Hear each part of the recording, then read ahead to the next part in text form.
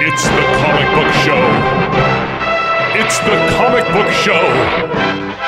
It's the comic book show. Yeah. Welcome back to Twin Galaxies Live, where every Wednesday at 9 p.m. PST we do the comic book show. This is where we've gathered an all-star cast of comic book experts from around the web and occasionally special guests to bring you this week's comic book news, reviews, previews, and discussion. We're going to do a quick round of introductions, and then we're going to save the very best introduction for last. Really, really quickly, Jennifer Zhang. You know me from stuff like The Evil Inside, a feature film that is on Redbox if you go back in time to last October. On DVD, Walmart, whatever. Hey. Who cares? I don't know. It's a DVD. I have a question. Sorry, it was called Dead Inside, right, before? It was, and now it's called Inside? The Evil Inside, indeed. So does that make it Evil Dead Inside? I wish we could coattail off of that. This is the beautiful Jacqueline G. Lopez. She is an actress, host, blogger extraordinaire. You can see some of her work on therealstanley.com. You can catch her on East Los High on Hulu. Tons of amazing stuff. Watch stuff. Memorize this face. You'll see it all over the place. Very soon. Very soon. Mr. Wes Calimer, who is he is an editor, he's a photographer, he's a director, he writes for boingboing.com, he writes for Blast Off Comics, he's a contributor to therealstanley.com. He's pretty rad. We're going to skip our special guest, save the best for last. We have Ben Dunn, who is from the Nerdist Nerd Turns, also Saving Throw, brand new series. If you guys are ever interested in tabletop stuff, this man is the man to watch. All right, let's play. He knows stuff. Let's do it. I actually don't know anything, but he's and Scared Sleepless. And Scared Sleepless, which is right here on tglive.com every Thursday. Tiggles. Mr. Michael D. Coleman, he is a voice actor. You know his work from Street Fighter, where he was Cody. You also know him from several national commercials. He's also the creator of a number of stage plays, radio serial, and podcasts, Tales of the Extraordinary Adventure. I liked your commercial more where stuff. you were HIV positive. Like, I really felt it. Yep. That actually wasn't what the commercial was for. I just threw it in there. That's fair enough. Yeah. That's nice improv. And Welcome of to course, we're very honored to welcome. Oh, Mr. John Schnepp and Holly Payne. Oh! They are respectively the director and the producer of The Death of Superman Lives, What Happened, a documentary about the how should I don't want to say failed, but it was the aborted. Stillborn. Superman film. The unrealized. The unrealized. I mean, even Stillborn is born. Classy. Classy. Indeed. Elegant. She's a classy lady. It is the film that would have been directed by Tim Burton, would have been starring Nick Cage as Superman, but alas, was not to be. But thanks to these two visionaries, the real story of what happened is now told in feature length. This film has been getting amazing reception, and we are going to grill you about it. Oh, yeah. How about that? Grill 'em up. Bring it on. And most importantly, it stars Matt Hiscox. Yeah, it does. That's right. As Superman. We'll get to that story later. Indeed. Damn right we will. So, we should just get started with, why? What is it? Where did your fascination with this aborted Superman film begin? Unrealized. That's right, the classy option. And at what point did you realize you had to make a movie about it? Well, I'm glad you asked that question, because a lot of people always ask me that, and basically it started like back in the early 2000s after the Tim Burton and Nicolas Cage film had already been canceled. A few pictures, some artwork were released. And I saw this art, and it was like 3 pictures of just concept art, and it just really piqued my interest. It looked like heavy metal. It was very science fiction based. It didn't look like a Superman movie, and so because I'm into like just people trying different stuff. Obviously, Superman 4: The Quest for Peace. I didn't want them to continue in that vein. And Tim Burton had done Batman, so I was like, well, that could have been something interesting. Then I forgot about it. A couple of years later, Kevin Smith did his tour, his college tour, where he talked about John Peters and the Giant Spider, and that was very interesting and fun. few more years later, like, some more artwork had started dropping online. Not a lot, but I'd collected a bunch of images just in a folder on my desktop. And that was just my own, it was like my own pet project. So it was just something I did for myself. Like every couple months, sometimes I would just check the, what's going on? Interwebs. The interwebs is what you might want to call them. Interwebs. Yeah, so Fancy one. is it working? You guys can hear me, right? Oh, it's on. Okay.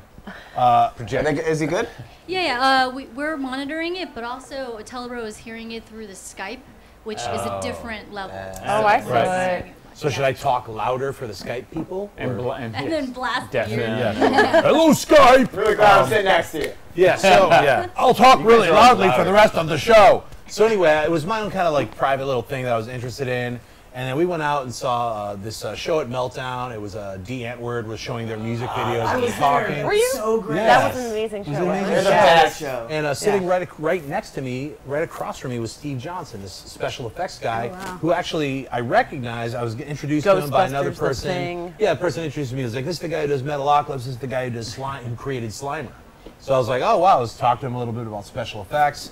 And then he went to the bathroom, and I Googled him. I was like, "That looks really familiar." And lo and behold, he's the same guy who like clips on YouTube were of him like talking about these weird light up rainbow suits that he made for the Superman project. So when he came back down, I was like, "Hey, didn't you make those Superman suits? I think I recognize you from YouTube." And he's like, looked embarrassed. So later we went out, he didn't want to talk about You it. researched him in He the got bathroom, cagey. is that correct? Yeah. Huh? You researched him in the bathroom? I knocked on the stall. I was like, "Excuse me, are you busy?" I thought you were like, unlocked oh, it nice to meet quickly, you. You wonder why he gingerly was feeling a unlocked little that while I was awkward taking a about it. massive shit. Because that's how I roll. Some people have boundaries. Yeah, it's kind of come on, weird. man. Yeah. What the fuck It's is like, that? what's up with that? People, You know? That's how you get Yeah. movies made. You do practical effects, molds and stuff.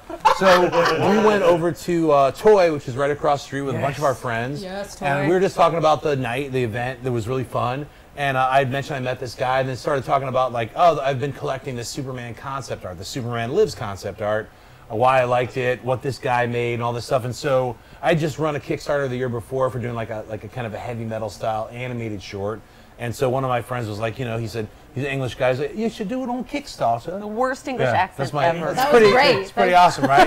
You've been working on that, All haven't you you? UK sweaties, oi, why don't you go over? Oi! Why don't you go over and see some Superman Lives, right? I feel That's like- actually what he sounds Perfect. I feel like Holly has some built-up resentment Yeah. against I've just- only heard it a She's thousand she's times. jealous, the end of the jealous of my amazing accent. So anyway, I was like, that's a pretty good idea, mate. And so another guy was like, "Hey, why don't you do a Kickstarter and make a documentary?" And I was like, "I don't make documentaries." A couple months later, I couldn't shake the idea.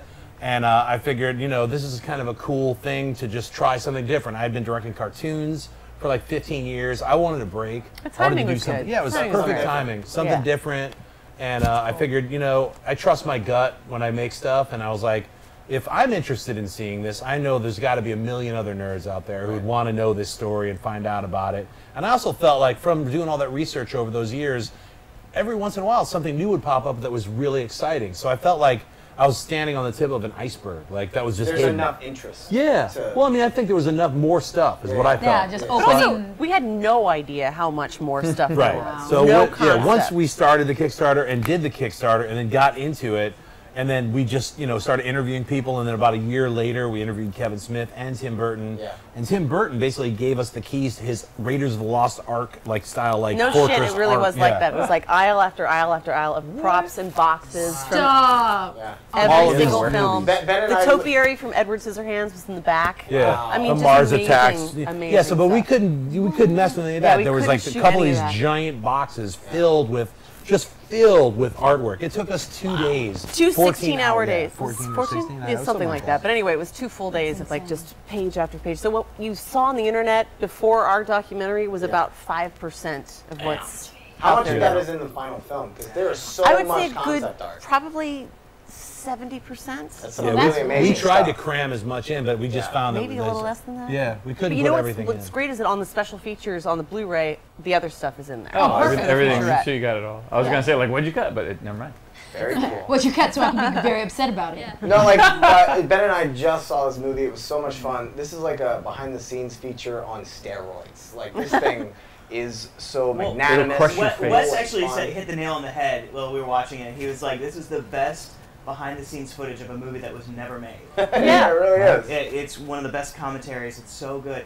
I had a question. While we were watching it, you have, because one, you didn't get Nick Cage. Right.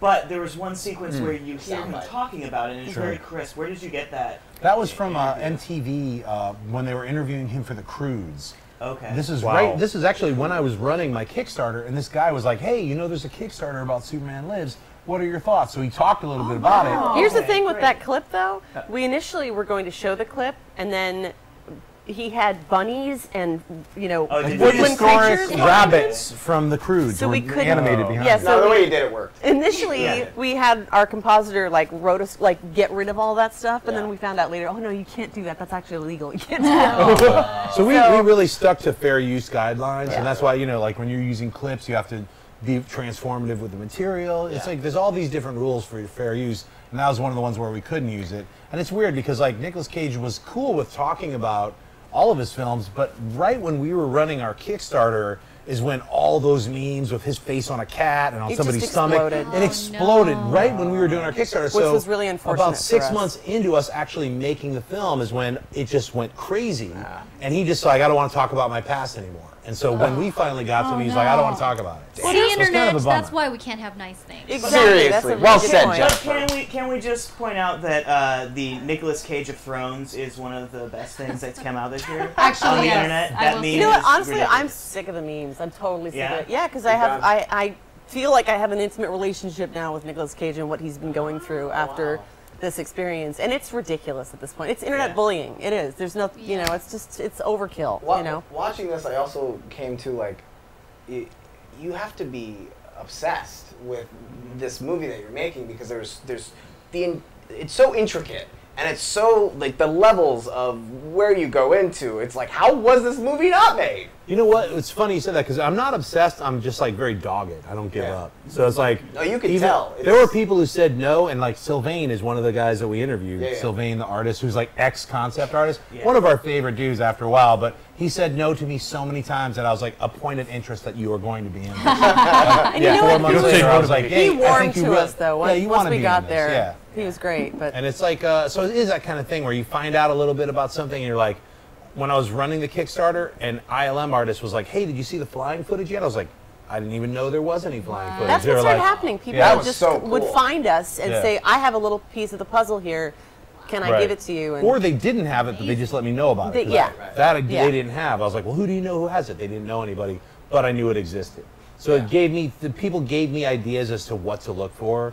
And then it was like this kind of weird way to try to find it. Going back to Nicolas Cage too, really briefly, we were in contact with his manager for over a year. So we actually showed his manager a rough cut, very early rough cut, and he didn't say no straight off the bat. It was still kind of like this cat and mouse game we were playing. And so eventually, you know, it was like a year later, and there was a week window when he might have been able to do it. He was coming. He was doing a movie in New York, and then he was going to go to Jordan or something like that, Morocco. And so there's a week in between, and he decided he wasn't going to come back. He was just going to go straight from one to the other. So, but ultimately, you know what? There's nothing lost because you have that Holy Grail footage. It's him as Superman and Clark Kent back in the day. So that footage of him and Tim talking back and forth, what they were going to do with the character, to me is almost better because he is Superman in that. And he's like asking Tim, what are we going to do with this character? Yeah, and there's not like 10 years worth of getting jaded. Yeah. Because like you see Tim in those in your interview, and then you see him in the day. And you see that he was really into it. They were both and then like you see the filter that he's gone through. So it's actually really nice to see Nicolas Cage actually really talking about the wig and talking like I loved his concept of what they were talking about with Clark Kent. Isn't that amazing? It's so good. About him just being a sweaty. Like Clark Kent's a sweaty. Going to comic book conventions, science fiction conventions. And he's like, no one would think this would be Superman. So it's like on. perfect. It's fun. I'm gonna break in real fast to point out a comment from Merkid. I know we're getting really into it. I would just want to, I usually do my thing at the beginning of the show where I tell everyone this show is really about you guys and the comments that you have and the questions you have, and that obviously still holds. So as John and Holly are going to be staying with us through the whole show, get your questions in. Merked Girl says, this is my first time watching the live broadcast. I've seen your show on Stanley's channel. Oh, wow, hey, hi. Yeah, you got the longer drive. Yeah, exactly. Is this live? See how I like good that my little timing is? It Very is good. live, Mercs. And Let's they're all swear here. on camera. And before we get into it, that MooBot is going to be showing up occasionally.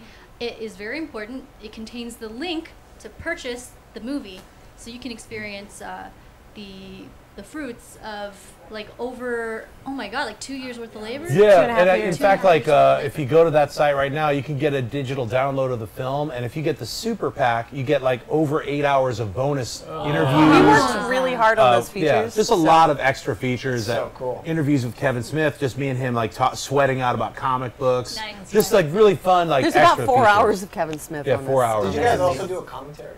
We did. Yeah. There's two There's different commentary, commentaries. director's gotta be. commentary. Yeah, I did a solo commentary, and then we all did a commentary. That's awesome. So it was That's fun. very cool. I have to ask you, like John Peters. Amazing hair, by the way. Can you talk about John Peters? Yeah. Absolutely.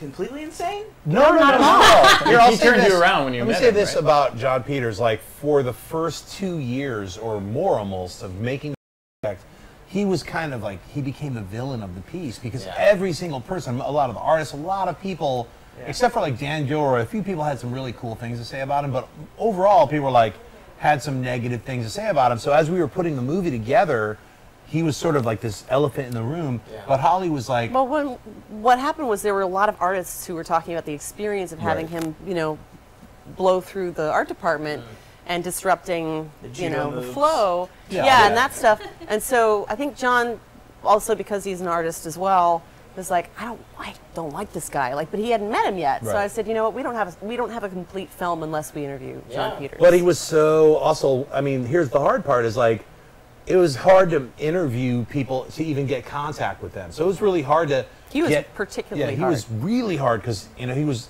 in and out of a lot of companies and then they weren't in, they weren't around anymore. So I kept calling like dead ends, and so it was really difficult to try to even find someone to get to him. So, it was really hard to talk to Tim Burton, but luckily someone from the art department of Almost Human emailed me and it was like, yo, I'm working on Almost Human. Right across from me is Big Eyes. I love what you're trying to do. So I had people like Moles, like, yo, here's the production manager's number, It an was. email. It I was don't want to really get cool. fired. Don't talk about it. I was like, cool, thank you. I left a message. A month later, Tim Burton's executive producer emailed me. He was like, Tim doesn't know if he wants to be involved, but he's really busy. How long can you wait? And I wrote back, I could wait forever. Shout out to Derek Let me Fry. know. Yeah, Derek Fry, Derek thank Fry, you so much. rock. Yeah. So yeah, that took 4 months, and then after 4 months, they were like, look, in another 5 months, he'll be done with Big Eyes, and he'll be editing. Can you come down and meet him in London? Yes. He doesn't know if he wants to do the interview, but he'll meet you. Yeah, So we me had and to Holly go went and get there. vetted by Tim Burton, Yeah. which was a very brief meeting. Probably all total was about 20 minutes. We talked to him about art and horror movies and stuff like that. And he was like, "Yeah, I'll do this." He realized pretty quickly that we were. Yeah, I was like like, trolling for it. you. yeah, we just wanted to make sure we were cool or whatever, and we were make fun of fucking it or- cool. Yeah. No, I mean, we want to make sure we're not make fun of it. Yeah, totally. And What was really neat though was we got to see where the actual interview was shot was downstairs, but his office is upstairs, and so we got to see. Preliminary sketches of like Peregrine and stuff like that. They were all over the yeah, wall. his So- new movie that he just Yeah. finished shooting after like 100 days. Sneak Yeah. peek. Yeah. just really cool concept art of that stuff. But John Peters, like Holly was like, you have to get in contact with him. I was like, all right. So I was like, yeah. So it took a month, and I finally, through a good friend of a friend of a friend, got a contact of 3 people, and I was like, called those 3 people, and the third person, the other 2 weren't dead numbers. The other person was his attorney. So I was very like, cool. cold called his attorney. I was like, yo, what's up? I'm Always a making good this film. I want to talk to John Peters. I just talked to him for about an hour and a half, had him laughing. He said, look, I'll talk to him. I'll get back to you. At the first time that he got back to us, like a couple days later, he said he doesn't want to do it. Then a couple days later, he said, all right, he'll do it, but he wants to make sure you're not going to make fun of him. I was like, I'm not so gonna we make fun sent of him like all of our questions in advance. But Nice. we were just talking about this earlier on another podcast. But the fact that we got him so late was really a boon because we had already constructed a film at that point. Right. So we knew what we needed to ask him to link everything together. Sure. So those were very specific I questions. want to acknowledge you both for that because watching the documentary, like you were saying before, you have this like looming dark force character that everyone's talking about, and you usually watch this documentary and you have an idea of what it is, this and that. It was so cool listening to very specific points, like with Kevin Smith, very specific points of the whole thing, Here's and the then little- going splicing between Right. Kevin and it was like it was Yeah. you're not Point getting part of the counterpoint. story. You're getting the Yeah. whole story So, through both parties involved. For all It was one these of my years, it's just favorite been Kevin sequences. Smith's Yeah. story. Exactly. That's why So I it was so was- cool to like Yeah. it felt like a missing piece Yeah. that was full. That's It was why great. he's facing this way, because we had shot Kevin the year before, so I knew we could cross-cut him. Yeah. So I was like, That's Nice. This Just that is was the the first cool time thing ever to do. we've been able to hear John Peters' His side of side. the story. That's so and it's cool. been Yeah. it's been the Kevin show for so long. We love Kevin, but that's a rehearsed bit. You know And what I Kevin mean? loved it. He's like, I love John Peters. We were I sitting know. behind him actually when he saw the film at the Egyptian, and he was just you could see he was just like convulsing with laughter. Yeah. But Especially with John Peters. John Peters is an awesome guy. So I'll say this. We got there, we're doing the meeting, we're doing the interview, and then about 25, 30 minutes into it, like, I connected with him. And I was like, oh my God, I get where he's coming from. Wow. Because it's like, all those crazy ideas about like fighting a giant spider, when you hear someone else who's also a comic book person, like, why isn't it, like he could fight Bizarro or the Parasite or He's any not number that, though. of supervillains. Right. But yeah, John Peters is more like, look, I don't want him to fight another human being. He's already done that in the other 4 movies. I want him to fight something that's like, like that would be a challenge for him. Ultimately, what he really emphasized was that he wanted it to be relatable to the average dude in the audience. Yeah. You know what I mean? Like that's why he's talking about street fighting and tasting someone else's blood and from the streets. Yeah. Well, he also really genuinely is a fighter. He used to beat his fender. He told us he used to break his hands on his own fender. That's to in build the his knuckles special, up. the extra features where he's talking about. You see his hands. He choked me out like at the end. I asked him to choke John out twice. Did you get pictures? Yeah. It's also on the. It's on the video. Of course it is. Yeah. That's good. That's good. No, the other my favorite sequence is when he takes a call, and you're just like. Yeah. That was one of 3 calls. By the way. It's funny too because I've read a bunch of reviews and some people are like, I don't get it. It's weird and awkward. It's like that's supposed to be funny, so people got it and got the humor. Because I used to edit Space Ghost, so that actually did happen. But I just extended the water drinking. I just did a split screen, so it's through the entire length of that. And then I put the water down. It's just It's just like there's the camp that gets it, and then the camp. So and I haven't explained it, but I've figured, fuck it, I'll explain it on this show. Like, look, it's fun. It's supposed to be funny. Yeah, it's hilarious. In watching it, I was like, it must have happened a bunch during the interview. But here's the thing: I had put it in, and it was like right at a period of time where it was like. It's about 3/4 of the way through the film, and I had added a bunch of these little flourishes, like when Tim's doing his thing, little things that I felt like would pepper and just juice it up a little bit. And that was something where that was going to just be an outtake, but John Peters was like, you could keep that in the film. It shows that I'm working. It's a palate cleanser. Yeah, shows that I'm so I was like, you know what? I tried it, and they weren't around, so I just did this super extra long. It was. We had to talk to John about that. It was really one of those argument points. Was like me and the editor agree. No. But you're it was arguing like- about the conversation? Trust me, it was just too the long. water drinking, 10th and also anniversary. the water drinking was louder, like the actual chugging. It was like that's the Super Bowl commercial. Yes. And then it just goes to you could have saved But yeah, originally 15% on John the Peters was furniture. like, hey, just leave that in there, and I was like, hey, that's John Peters. He never stops working. But then I was like, what if we just cut that out and just left it and be like, It had this kind of air of pandering a little bit. yeah. So we cut out the pandery part, and then it just works just humor as like a fun little break. No, it's great because then it just dives right back in. Right? Yeah. Because So you're the not. skull shit. And also, Not Peters gets to say distracting. life goes on. That's what yeah, happens. Hey, get a phone call. Very cool. But as to your question about is he crazy? He's not at all crazy. He's just an old-time Hollywood producer, and he comes from a different era of movie making. That and also he I think he dropped out of high school when he was a very young kid, and he was his whole history. His mother was like beaten by his dad, and all this horrible stuff happened to John Peters. There's a reason why he's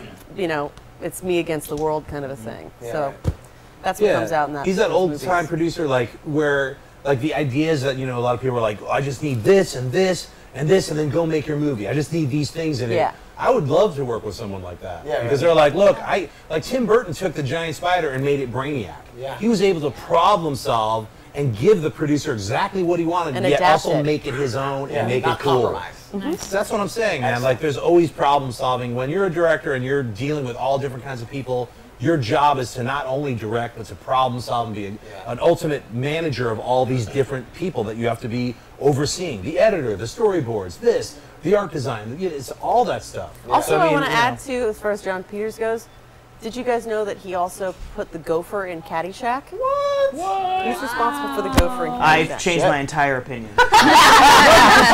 Caddyshack didn't have all the underground shots. None of that was there. None of that was in there. He was like, it needs a gopher. We need to get ILM to build these sets. He hired ILM. They built those sets. Reshot that stuff. That's so cool. Instead of cowbell, it needs a gopher. What would Bill Murray do without the gopher? Yeah. Is he even in the movie? It's true. He was in the movie. Yeah. Without the gopher? Yeah, without those gophers. He's just a guy that kind of pops in and goes, okay. Hey, it's a page, Baby Ruth. Yeah, that's it. He's just a Baby Ruth guy. Yeah. Well, you guys, I'm going to challenge our host to ask some really original questions because this is a super good thing. You guys have been on tour. You guys have been doing a lot of interviews. There's clearly like massive amounts of interest in the subject matter that you've now collected in documentary form.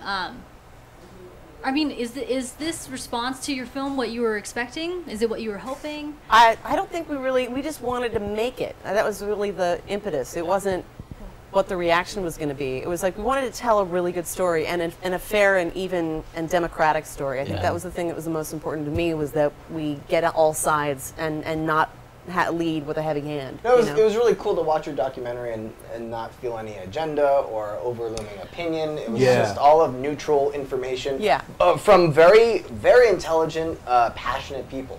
Yeah, that was this great idea. That was an important part too, because like I said, when I first started, I'd written out like a rough Act 1, Act 2, Act 3, and as we move forward, a lot of the people who were in Act 1 ended up being on the Blu-ray special features because we ended up interviewing so many people who were actually involved in the film that the extra artists, writers, and creators who were just asking kind of like, what's the street person's opinion on Superman and Superman Lives? They were the backup. And we also talked about Grant Morrison has this whole 8-minute section that we still haven't even put out. No, I was, because he's in the introduction, and I'm like, what was Grant? Well, he's on the Blu-ray extras, but also there's a whole thing that he just does the history of Superman. Yeah, because it was important to do the history of coming Superman. out. It hasn't come and out it shows yet. that Superman as a character throughout his entire career as a comic book character changed and did all these things. It wasn't just like the Superman Lives had long hair. He had long hair in '93 when he died and came back.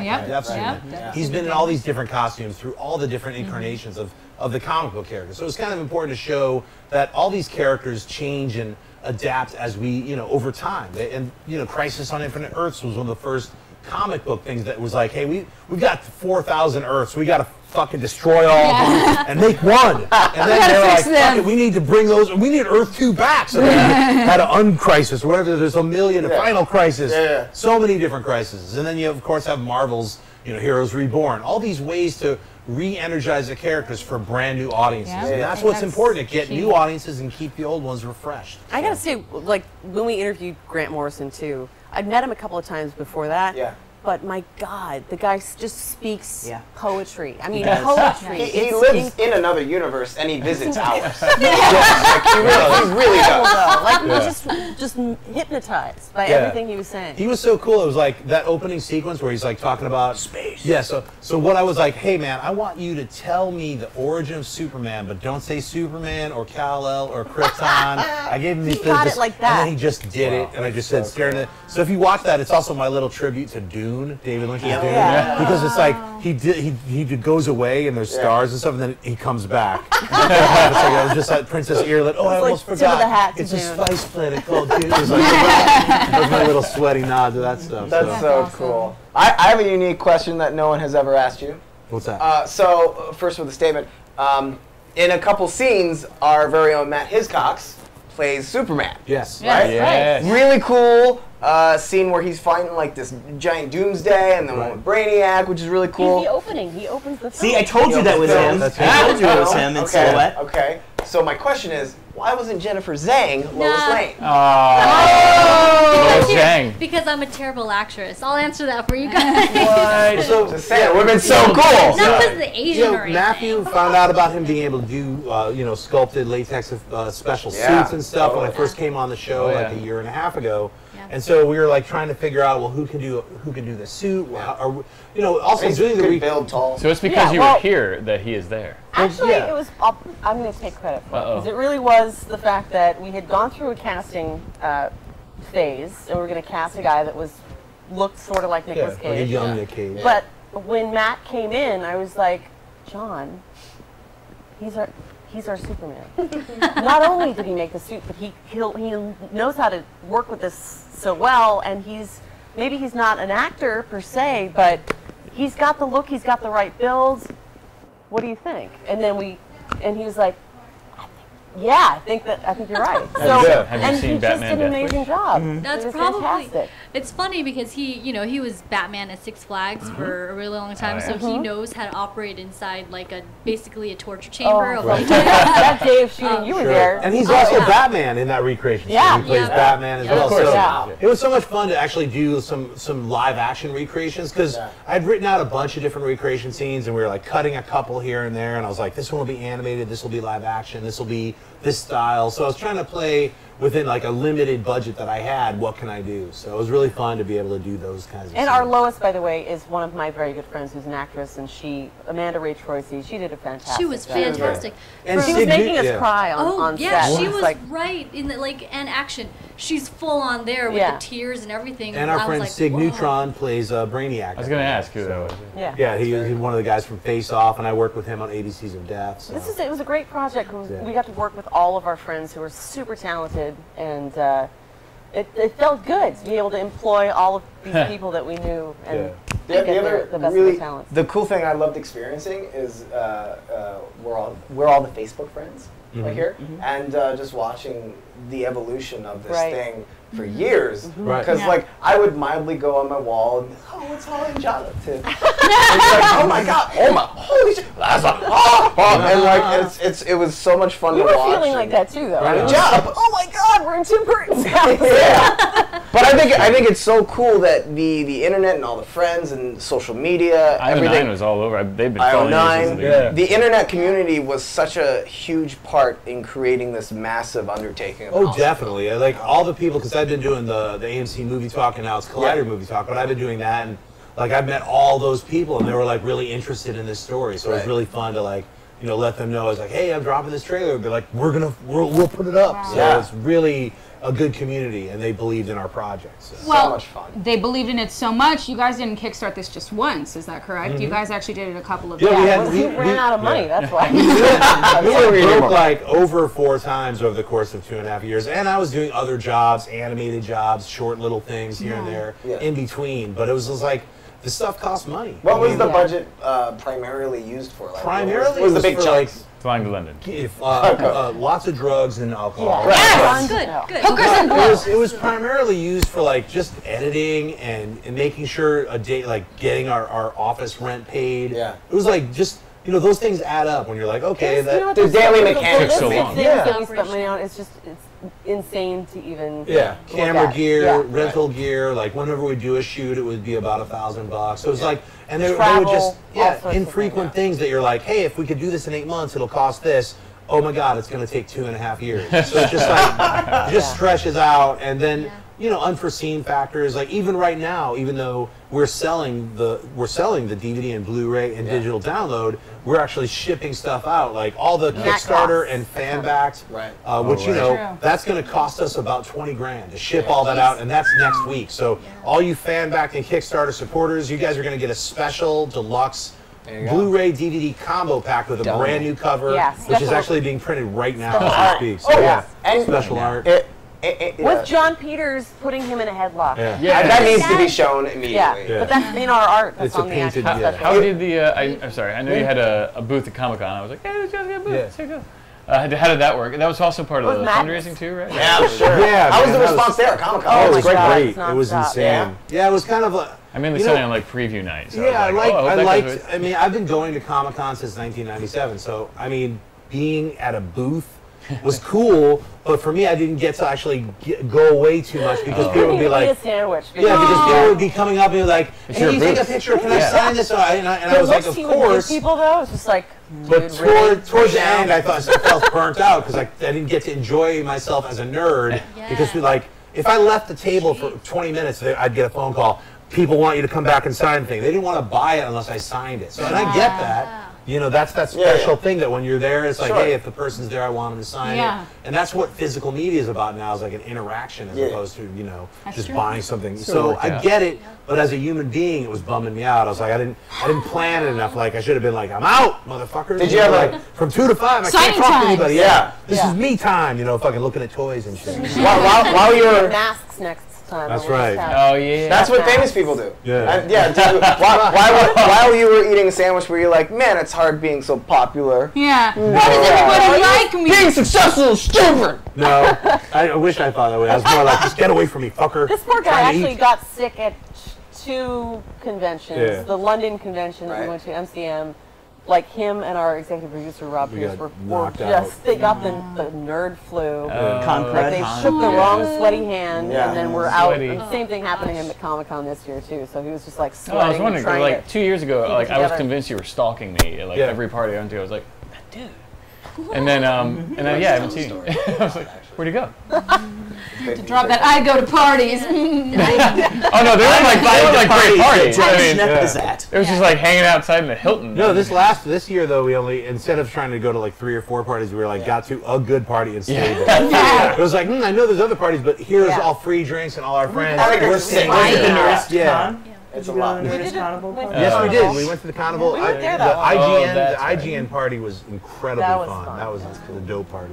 So. Here's a cool little tidbit that blew my mind is, again, on my journey of watching your Facebook experience unfold, is my favorite artist and a good friend and one of my favorite comic book, Angel After the Fall, Nick Runge, did your... yes, thank you very much for mentioning him. Oh my God, Nick Runge is my favorite artist. He did like a few for me. I was like, oh. And when I saw his name properly. Yeah, well, yeah, he made me. Super fan. I remember when I was just like a super fan and I had a bunch of like Angel comics I wanted him to sign. I was like, Nick Runge, you're so awesome. He's like, it's Runge. It's Runge. I'm so sorry, Nick Runge, be my friend. Hey, look, I called him Nick Runge too, and yeah, it's Runge. Yeah, so he's very, it's formative. So, but when I saw it, it's such an amazing cover. You know what? Because I specifically had a very specific idea in my head as to what I wanted the poster to be, because I'm that kind of nerd who's like, I don't like most of the posters. Sure. I don't like any of the Marvel posters, to be honest with you. They're all just bad photos. Oh, that Avengers, that was horrible. It's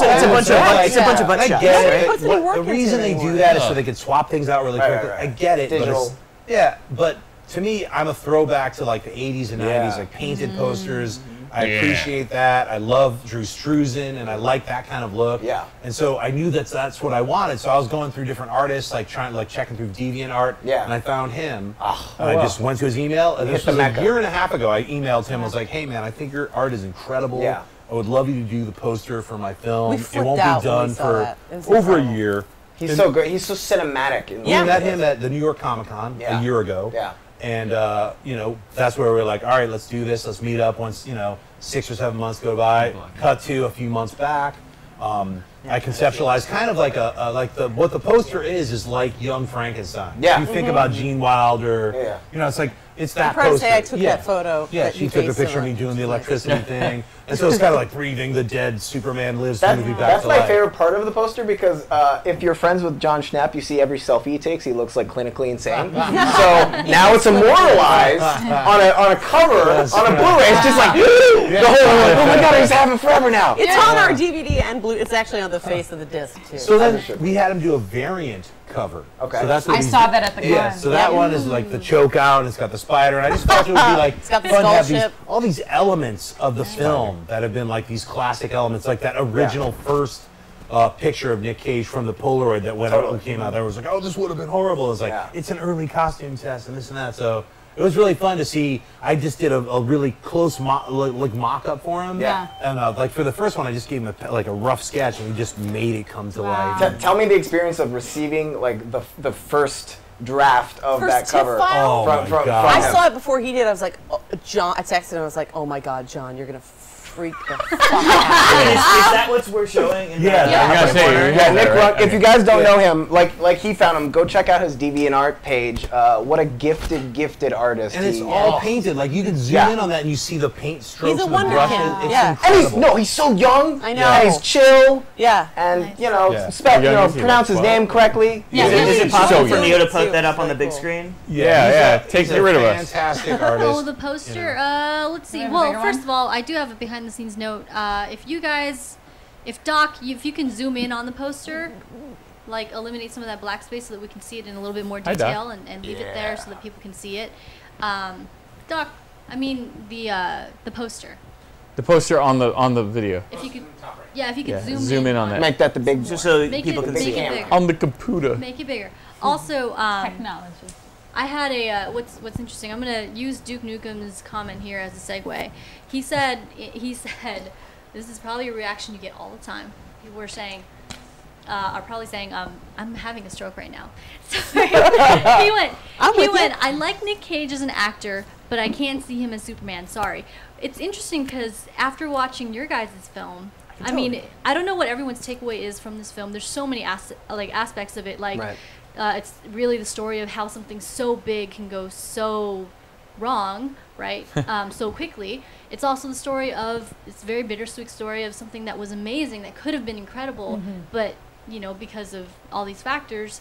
So I would say, was it your intention to have people come away from the film feeling like they're sad that this never got made? You know what? I mean, we were talking about that earlier. Like I said, like there were a lot of artists and just comic book fans who were a bigger part of Act One. Another part was like, since I didn't know if we were going to talk to Kevin Smith or Tim Burton, and like having been in Morgan Spurlock's Comic-Con documentary myself, I was sort of like taking a cue from him, like, hey, I should be the talking head. I can glue everything together. So that's why I'm in a lot of those interviews. But as we move forward, I was like cutting my own opinion out, or what I was saying was more important to like to make it. What's that? Well, I was going to say that was the main, when we were talking before about making it a democratic thing. Yeah. The best documentaries that I've ever seen are ones that let me decide and don't tell me. Don't force it down your throat. Exactly. Yeah, I feel so that was key. And what's interesting about that question or that statement, you know, Nicolas Cage is a good actor, but I would never see him as Superman. Yeah. I would say a fair, like 80% of people who have seen the documentary come away going, "Oh wait, what? That he would've totally been would have interesting. worked." Yeah. I don't understand. Like, I never would have thought that he would work, but he. Yeah, they come in like, we dodged. Oh man, we dodged a bullet with that movie. That would have been a train wreck. And then after the movie, they're like, there's like a before. I wish Superman Lives was made. I want to see. Yeah. And they would, because without having to say it, it's like by showing you that, oh my God, it's Kevin Spacey and Christopher Walken with their heads together as Vlufiak. You hear the idea, and he's like, that's horrible. Then you see them together, and you're like, that would have been genius. See, I want to see that so bad. Yeah, in watching it, I had no idea, because like you know the Nick Cage thing, and then it's like, of course, Spacey was going to be Lex Luthor. I actually had we had a little tiff while we were watching the movie, because I was like. Because he was like, oh, Spacey wasn't that great he was great at being Spacey in Superman Returns, and I was like, but Spacey, he's the quintessential Lex Luthor. Yeah. Like as an actor. I thought he was a great Lex Luthor. And then, oh my God, because he was Kevin Spacey, he's like Christopher Walken as Brainiac is the only way to go. God, that would have been the only way to go, right? And but it's Tim Burton, so he would have gone the whole time. Yeah, but I do have to say, like, in watching the conclusion of this documentary, and they actually get into why it wasn't made. And you realize it's because it was a budgetary thing, but it was also because Warner Brothers went out on a long streak of bombs. Yeah. And seeing how many kind of like horrible Sony's doing now returns Yeah. are. And his last movies weren't doing the Mark Patch bomb. Oh yeah, They got extremely cold feet. Yeah. They got extreme. It had nothing to do with what was coming out. Yeah, you know what what? was being shown. It's less cold feet. It's just more so like just the economic structure Yeah. of where that company was at. They're like, look, we're either going to do this or that, and everyone's having doubts and issues with this, so let's put it on ice for a minute and move forward with this other thing. And then that other thing was Wild Wild West. Yeah, and unfortunately, exactly. Unfortunately, it was Wild Wild West. So that derailed Superman even further. You know what I mean? So it's like things like that happen all the time. Look at The Crow right now. There's so many movies that are like, we're about to make it, and then the actor leaves. And the director leaves, and this happens, and this happens. Then it's on ice again, and they're like, it was about to get shot, and they had to do this. Well, Deadpool until that leaked footage. Oh my God, I can't wait for that fucking movie. Here's the thought. I'm right there with you. That's true. No, well, here's the thought I had. I wanted to know from you guys, you know, given the hype that's been surrounding comic book movies now, you know, you asked that question to a lot of the guests on the show during the documentary. You asked them, you know, do you think it would have been received the way it is now? I mean, what reception do you guys personally think that the movie, would have if it had been made? Had it been made, yeah. Like in the time it's impossible to say because it wasn't made. So it's like, you know, it's a guess, but I'll say if it came out in 1999, and it was up against, like, you know, Blade and The Matrix, those are the films that were going to be coming out at that time. Oh, interesting. And Phantom Menace. So it would have been that summer. It's interesting. Wow. I think it would have been a cosmic fairy tale that would have been really well received. I think because of the take that Tim Burton had on that material, and because of what Nick Cage would have brought to that character, it would have been a standalone, one of a kind. Yeah, I think it would have been a hit. That's how I felt about it too. But I think it would have been a hit. I don't think people would have made fun of it. I think Tim Burton's take on Superman as an outsider and as an alien, and what Nick Cage was bringing to, like, Superman having to hide that, you know, that he's an alien from outer space, and Clark Kent having to hide that he's Superman. So it's these multiple levels of hiding, and then being empathic with, or, you know, showing you know, empathy with being like an outsider. That's what almost every comic book reader has gone through when they were bullied in high school for being a comic book fan. That shunned, kind of bullied feeling of, like, I don't fit in. That's what Cage was going for. It's relatable. For. It's totally relatable. It's the most relatable Superman that would have ever been made. I think it parallels a lot, which is sad because, you know, Heath Ledger to the Dark Knight trilogy, where people were like, "Oh, it's bullshit, gay cowboy." So many times we touch on it in the this documentary. This is that. Right, It's Michael Keaton. It's Michael Keaton. Heath Ledger. It's It's Ben Affleck. Yeah, They're like, Ben Affleck's horrible. Now everyone's singing a different tune, including us. Totally. Oh yeah, after that trailer. A question from the chat. Stupid Witch Thing wants to know what was the best thing. Stupid Witch Thing. I like Stupid Witch Thing because I have Stupid T Witch Thing. What's the best thing that didn't make it? You know what? We spent so much time on that Blu-ray that everything you could possibly ever want. Bam! Yeah, there's Except for the 4-minute thing with the water. Yeah. Hey, look, guys. And actually, no, I take it back. The Superman history is not on the Blu-ray. Superman history, but it's coming. It's not on the Blu-ray, and it's not been released. Where? It's 8 minutes. Digital We're just going to download. release it. Okay. Single. Probably in a all month or two. DLC, first DLC. There's a few things. There's a few things that we'll just release, and people who already bought the Super Pack, we'll just give it to them for free. That's awesome. So you know, there's a lot of extra little things that, you know, were trimmed out or We whatnot. crammed as much as we could possibly put on one single disc. That was technically Yeah. possible. Yeah. No, we just really, read the back, pushed like, a okay. BD50 is what it's called. A BD25 is what normal Blu-rays are. We had to upgrade and spend the extra dollar to cram even more shit onto a dual-layered BD50. So that's what y'all are getting if you Y'all get getting Blu-ray. BD50. Get it up. BD50. Move on to the BP. This is all reminding me of Lost in La Mancha. Yeah. Did that influence anything at all? No. Hey, look, it didn't influence the film, but I love Lost in La Mancha. In fact, He's easier because he was the director, so it's easier for him. when we were making, when we were like getting ready to make the Kickstarter for The Death of Superman Lives, we were still waiting for Jodorowsky's Dune. It hadn't come out yet. It hadn't come out yet. In fact, I had gone to Fantastic Fest when we premiered. I did a short in the ABCs of Death that Holly, Which was fantastic, by the way. Yeah, she gets her eyeball pulled out by a clown. Thanks, man. It was like so good. so much fun to be I involved just in that recently film. saw it for the first time, and I'm like, oh, Schnepp. Oh, it's so Schnepp. It's fucked up, yeah. But it's like, so I really had a good time doing that. We went out to Austin, Texas, and that's where I saw Room 237. So it was like a really fun kind of thing. But it's like, you know. By the way, too, we met Steven Scarlatta, who did Jodorowsky's Dune at Comic-Con. This Comic-Con. We were able to give him a Blu-ray, and he loved the movie so much. And he's like, it's like my favorite. We were already like big fans of Jodorowsky's Dune. What I was saying it at was the so validating to hear Austin that. Film Fest was they already had like this other poster, and I bought that. The Mondo people, they put out those incredible posters. So it was a Jodorowsky Dune poster. I'm Now a it's big like Dune fan. $500. Yeah, well, it's worth a lot of money. I got it. You gotta get that shit framed. I know. That's how busy we've been. Like, I know, I we got can't that do 2.5 anything. years ago, and it's like, it's still unframed, like rolled up somewhere.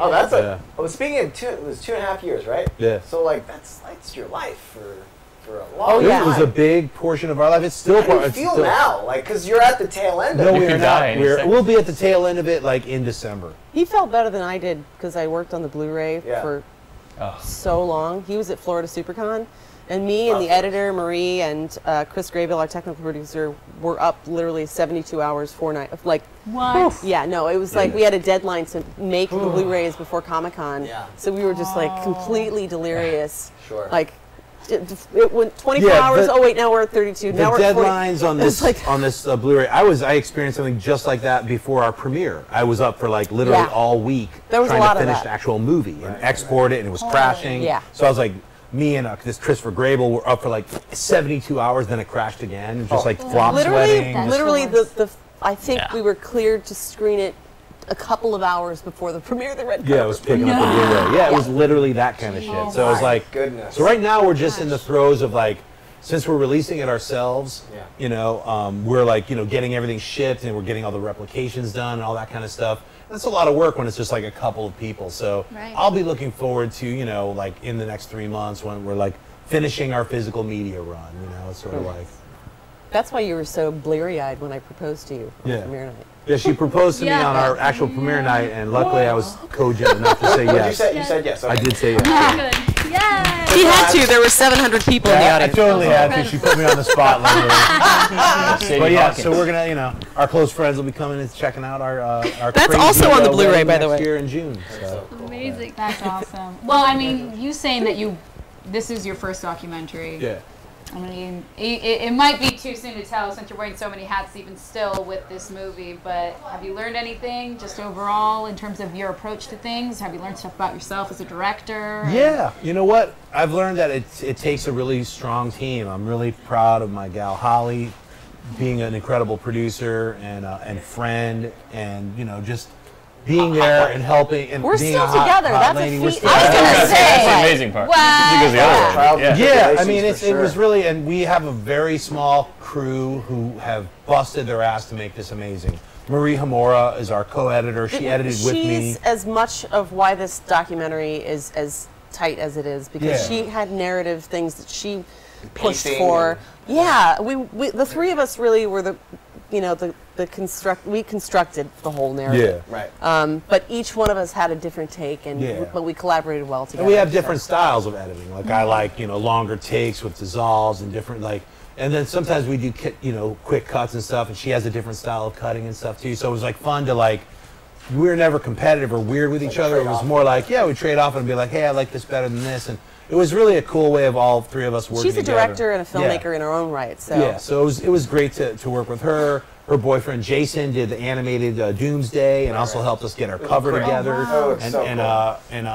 And Chris Grable, a friend of Holly's, ended up doing over 600 of those composited shots and After Effects. All the concept art cool that concept art moving. Yeah. Wow. That great Batman comic cover. He did I gave him all the cover. I was like, dude, cut that up and make it move. And it was fun to because he hadn't done that much stuff in After Effects, and I was like, you got to get in After Effects 3D. By the end of it, he was like, he was the After Effects master. Yeah. So we've got a good friend of ours, Rob Pierce, who came in, has really been helping as an EP and helping get all the stuff together and finished with us. So, I mean, it's been a very small crew, and that's to me what I felt like, working in animation.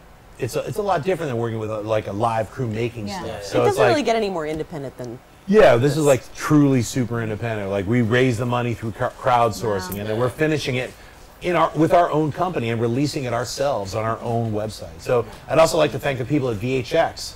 VHX is a company that's helping us distribute it by being the digital download, piece of our website. Nice. They're the centerpiece. They've released Dan Harmon's Harmontown. They're releasing a lot of films. Cool. And they're helping independent filmmakers get not only a good chunk of the money back, because we've gone broke making this film, so getting money just to pay to pay for the things to ship it is super important, and not waiting 6 months to get a fraction of the money from some middleman's company. So it's super important to get all that stuff together, the grassroots connections, everyone out there online who supported us.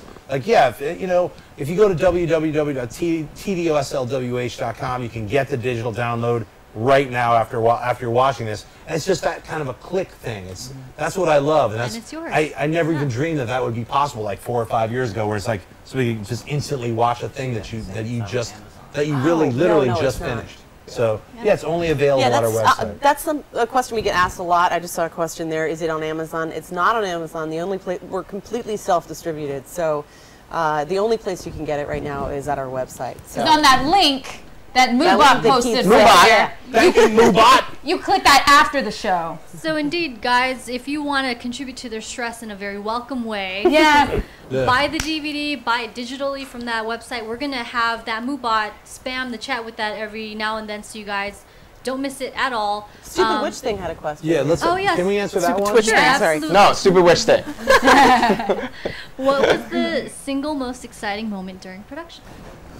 I was gonna say when we got the footage Oh, God. of Nick Cage and Tim my Burton, it's literally gosh. 45 minutes. I heard about Yeah. So that we in can the only interview. use a very small part in our We film. watched that in London. In our flat. That On a we were- laptop. Yeah, on a laptop. and with our our- jaws were just like, we could not believe it. So it was like the hardest part of like getting this kind of, or like finding out that Choosing Christopher what to Walken. use. That's Well, yeah, that that was was the very hardest hard. part. Goodness. But that was the most exciting thing. That and seeing and going to Tim Burton's art archive, the Raiders of the Lost Ark thing, and just seeing all this art that I had imagined existed, but just so much more. Like There were little Krypton. tidbits too that were interesting, like surprising. Like for example, when we looked through the casting choices, early casting lists Yeah. before Tim Burton ever came on, from Peter's Entertainment, one of the top names on the Brainiac list was Howard Stern. They wanted him to play Brady. Oh, because at the time, Yeah. At the time, That it was was a a big big deal. And he was sense. also up for Scarecrow too at one point. So Yeah, I that's could have right. seen that, actually. I could see that. Yeah, but he was- Christopher he was Walken, big. yeah, I mean, Christopher Walken being Brainiac was to us like, oh my God, with that one picture of him as Brainiac with the spider body was you like, know what? That's people so also get the amazing. wrong impression of that picture too. I mean, of course, they saw the Polaroid of Nicolas Cage that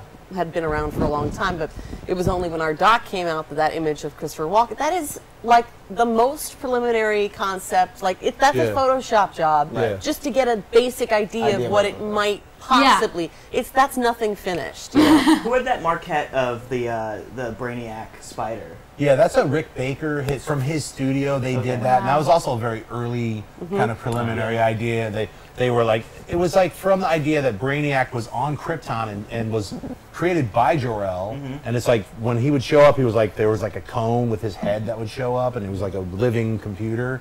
And then later on, he escaped. He had destroyed Krypton and all. This Yeah, we other actually stuff. did we did a live reading a year ago Yep.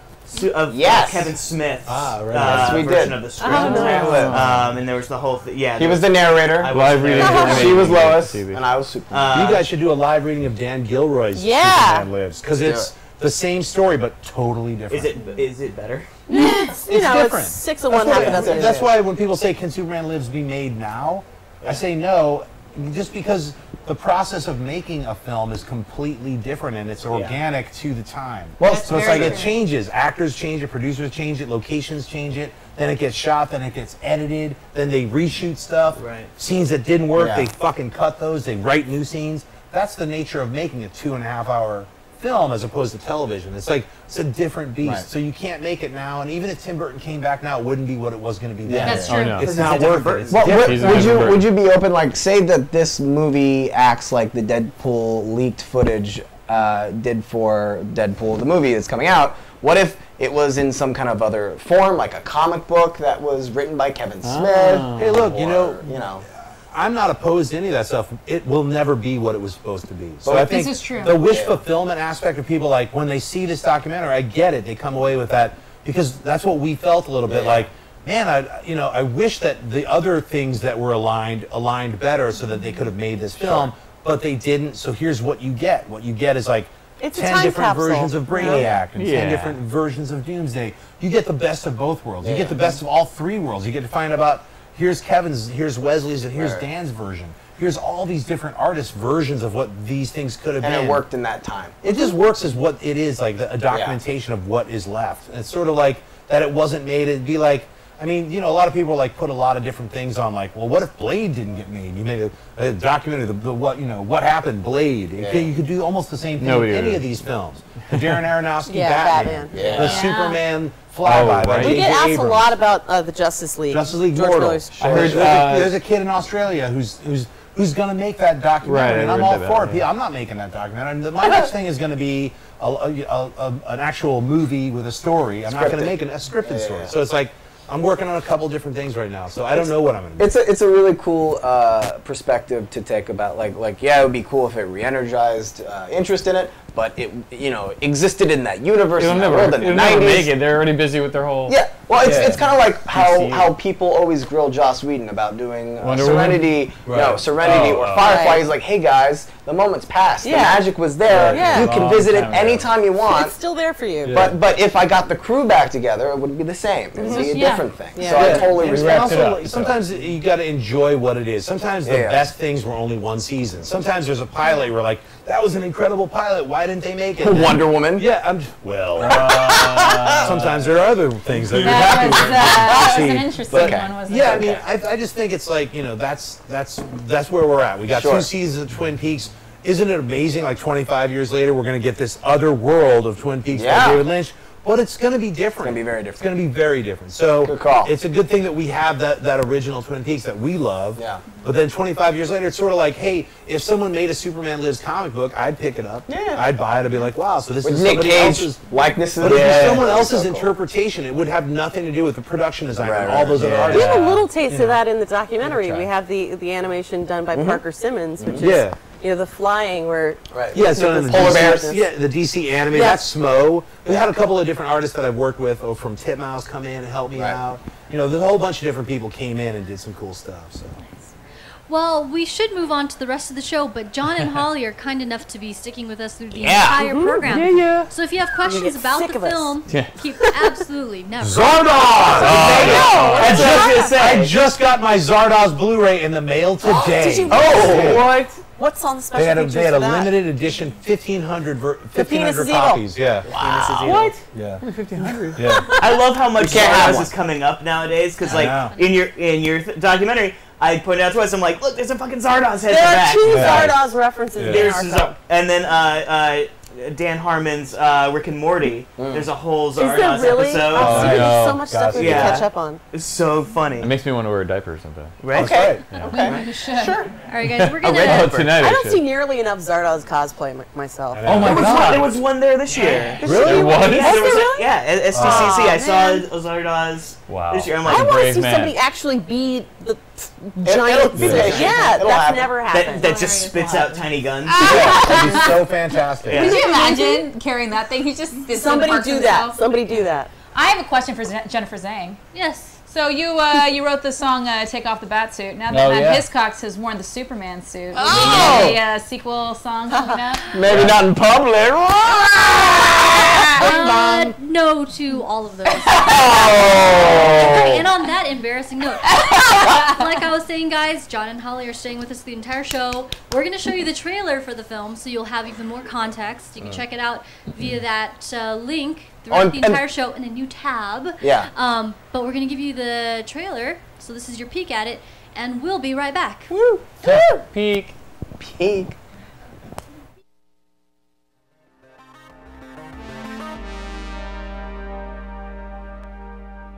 Why are you bringing up such painful memories? I've just, last year, finally, recovered shaking. This was a street fight. People were scared of this movie, just like they were scared of Batman. Tim is really, I gotta be honest, I think one of the only people who could really do it justice because he understands it. He's lived it. Man, he would have knocked it out of the park. Tim was really gearing up for that and was really excited about it. So, from that perspective, it was a big disappointment because I think he would have really stretched in a way that he hadn't yet. And maybe hasn't since, I don't know. He hasn't really made that movie. Tim Burton's Superman would have been something quite unique and probably something we'd still be talking about. I always felt it was a missed opportunity, because I think it would have been a really interesting movie with the way that Tim's take on it and with Nick playing Superman. I think it would have been awesome at that point in time. Tim was not a comics geek. It is more of a let's take this apart, look at the fundamental roots of it, and let's build it back up. I was always so excited by that footage. It's priceless. It's fantastic. I was referring to this footage as the Holy Grail. It is like the Holy Grail. For anybody who thinks I'm insulting their Superman, I'll tell you something. He doesn't belong to you. I always looked at Superman and go, can we get the diapers off of him a little bit? If it's what you do for a living and you're excited about it yourself, the audience better be excited about it, right? They just wanted us to go crazy. They just said, just draw monsters. Now when you think about it, if somebody was like, would you like to see a Nick Cage Superman movie? I'd be like, F and yes, take all my money because I want to see what that looks like.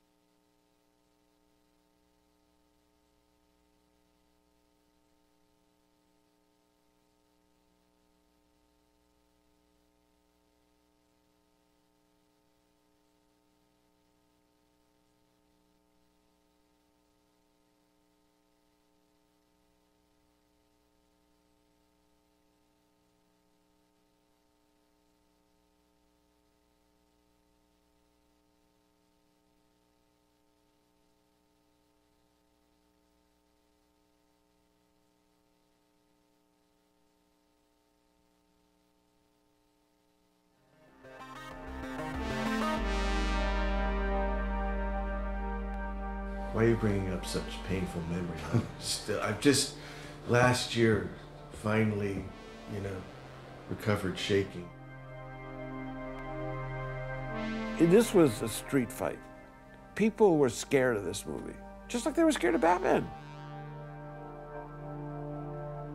Tim is really, I gotta be honest, I think one of the only people who could really do it justice because he understands it. He's lived it. Man, he would have knocked it out of the park. Tim was really gearing up for that and was really excited about it. So, from that perspective, it was a big disappointment because I think he would have really stretched in a way that he hadn't yet. And maybe hasn't, since I don't know, he hasn't really made that movie. Tim Burton's Superman would have been something quite unique and probably something we'd still be talking about. I always felt it was a missed opportunity, because I think it would have been a really interesting movie with the way that Tim's take on it and with Nick playing Superman. I think it would have been awesome at that point in time. Tim was not a comics geek. It is more of a let's take this apart, look at the fundamental roots of it, and let's build it back up. I was always so excited by that footage. It's priceless. It's fantastic. I was referring to this footage as the Holy Grail. It is like the Holy Grail. For anybody who thinks I'm insulting their Superman, I'll tell you something. He doesn't belong to you. I always looked at Superman and go, can we get the diapers off of him a little bit? If it's what you do for a living and you're excited about it yourself, the audience better be excited about it, right? They just wanted us to go crazy. They just said, just draw monsters. Now when you think about it, if somebody was like, would you like to see a Nick Cage Superman movie? I'd be like, F and yes, take all my money because I want to see what that looks like.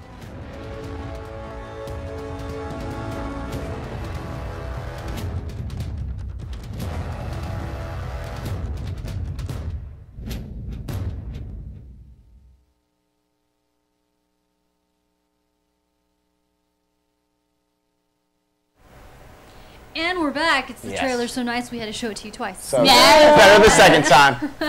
So many things. And so with that, we're going to move on into the rest of the show. But as I said before the break, guys, make sure if you have questions to ask them. Yeah. This is live. It's not pre-recorded. Pepper them through the show. Absolutely. And Yeah. we'll make sure that Sprinkle, John sprinkle. and Holly are able to answer them.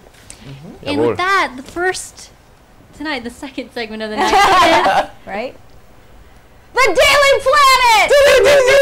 This is where we get to you with all of the latest news from in and around the comic book world. Oh, wow. World. Like it. World. That reminded me of Bugs Bunny. Happy birthday, Bugs Bunny, by the way. Happy 75 years. Happy unofficial birthday. Rabbit. Crazy. They won't acknowledge it, but we will. We damn right we will. He doesn't look Ain't at I a the stinker? Kinda. I'm sitting right next to you. Let's have Coleman kick us off. Do it to it, Cole, man. All right. Well, in an interview with Yahoo, where he was answering fan questions, X-Men director Bryan Singer confirmed that there were indeed plans of an X-Men/Fantastic Four crossover, not /fiction, but that they are waiting to see the reaction to the upcoming Fantastic Four reboot. Don't hold your breath for one, though, because Fox embargoed any reviews, oh dear, really, for the FF film until the day of the film's release. Always a sign of confidence. Always. Yep. Which could mean that there's a big spoiler you don't want getting out, but more than likely means the film sucks rocks. Oh. Rocks. Who wrote this? Lucas. Yeah, I was gonna say, who wrote this? I believe donkey cock is the proper word. He's not here tonight, but he... Are you planning on seeing the film?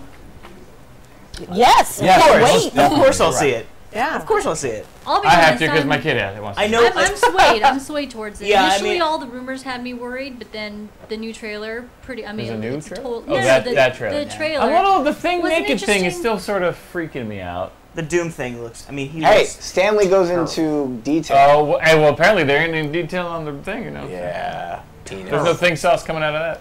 I think the movie's going to be fantastic. But you know what? I think it's, when the interviews came out about 2 months ago with Simon Kinberg and Josh Trank, and they were talking about they were trying to make a science fiction horror film. Yeah. If you go back and you actually look at what the Fantastic Four are, they're the first characters that's created the Marvel Universe, and they're monsters. It's a horror movie. And they fight monsters It's an in their idea first- that it's like a creature made of rocks, a person who turns on flames, the invisible woman, and the guy who stretches. Terrifying. If you saw them in real life, you'd have a fucking nightmare. And then they Like fight Adventure other Rush. monsters. They fight a guy in a metal outfit. They fight the Mole Man. They fight literal all their monsters. Skrulls, aliens. It's all monsters, and that's what everything that Stan and Jack did in those early days were monsters. The Hulk, he's Jekyll and Hyde. Yeah. You have every single one of those characters. Doctor Strange, every single one of them is fantasy, but not like DC. That's what differentiates, even to this day, the Marvel and DC universe. So it's to me, like the Fantastic Four, I've always wanted a science fiction horror take on the Fantastic Four. Kinda like I the Planet hated those Theory. other ones. I hated Well, I those, hope this one those just early ones. like erases the memory of the other Yeah, those ones. other ones were garbage. Maybe that's Oh, asking I a have lot. talked to normal people, and they've been like, I'm like, you think you've seen that? They're like, those are those guys from that other movie? No. That Dark Angel lady was on it, Jessica right? Alba is the They natural still only know blonde. Fantastic Four from those movies. They're not comic people, so they're Right. just like, Right. No, it's a hard one to push over, but I think they just that didn't call it that. that last trailer really sold me on it, and you never Totally know different why if there's like they're not releasing it for certain reasons. I don't think it. We'll find out. We'll find out. Also, Philip Glass did the soundtrack. Oh wow! What? I do Yeah. enjoy him. What? Yeah, and Did I just blow your mind? It's Yeah. true. I have He seen did it out Insomnia, of curiosity, right? if nothing else. Yeah. Yeah, if anything, you'll just close your eyes and listen. I really like the only Magic thing Guys that's in Black. saving it for me right now is that I really enjoy Josh Trank as a director. Chronicle was fantastic. Chronicle was great. I didn't want to like it, but I loved it. Love Chronicle. And yeah, so I'm looking forward to seeing his work in it. The only thing I'm not looking forward to is the funny, quippy ways that critics are going to play with the title of the film. You mean like John Schnepp? It's not so fantastic! Just like it's Yeah. fantastic. Four things I didn't like about Fantastic. Yeah. Oh. No, you guys were so clever. But is it going to be as great as? I mean, those Pixel reviews were. This movie should have won. Moving on. I can't. We have to move on. Speaking of successful movies. It's true. Ant-Man is a success, being #1 at the box office 2 weekends in a row. Thank God that it beat Pixels. Well, good job, America. Good job, world. That's not really fair putting it against Pixels. No, but still, I was really concerned that Pixels was going to win the weekend, which meant that we were Did going you to see get it? another goddamn Adam Sandler movie. No, I did not see it, and I will not see I've it. heard that it's not even good bad. Like it's just Yeah, I've heard some dude put on Kotaku. They're like, "Here's the entire story and plot, so Yeah, you don't have to exactly. watch it. 'cause Exactly. It's not even Wow. amusing But bad." it's Peter I Dinklage. want to see Hubert. That's what I want to see. Well, I apparently can't like Kubert pees himself He pees because that was all over. Oh, That's the only thing a lot of reviewers It's talked an about. Adam Sandler. Right? Oh god. I love Spoilers. I did love the one that said Spoilers. even Kubert looked like he was embarrassed to be in this movie. Oh, no. Which is fantastic. Anyway, Right on. it Moving won, but many fans are talking about the Wasp more than they are Ant-Man, I'm assuming. Yes. Spoiler alert, when asked who he thought should portray Janet Van Dyne, a.k.a. the Wasp in the future, actor Michael Douglas suggested his wife, Catherine Zeta-Jones. Shocker. Really? Saying they Wah, are wah. always looking for something to work on together. What do you think about this possible casting? No. Hey, No one put us in movies together. There's two things though. First thing, no.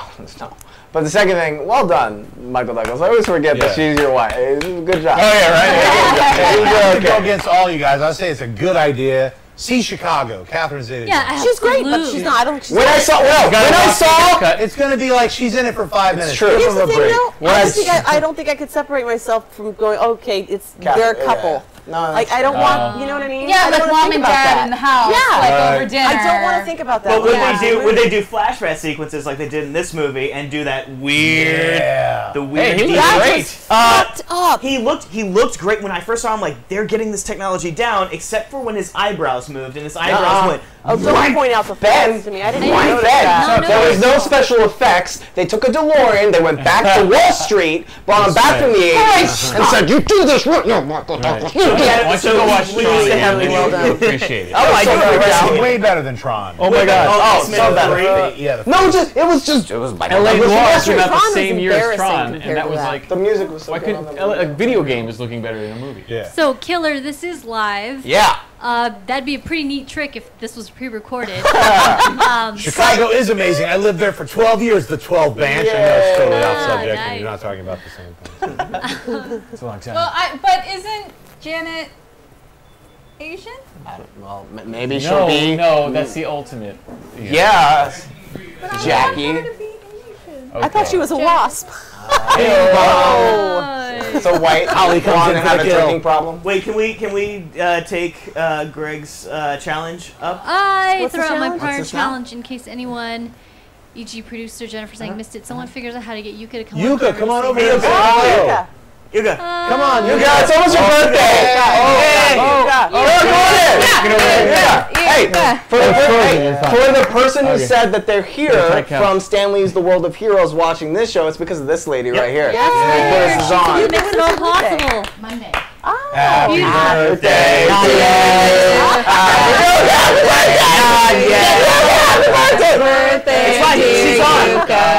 Happy birthday to Monday. Eric, make that the stinger. Okay, totally. So, Greg, there you go. We've lured her out onto camera, and then we drove her away by embarrassing her. Yeah, she's gone now. Because we're pros. I only drink Cristal.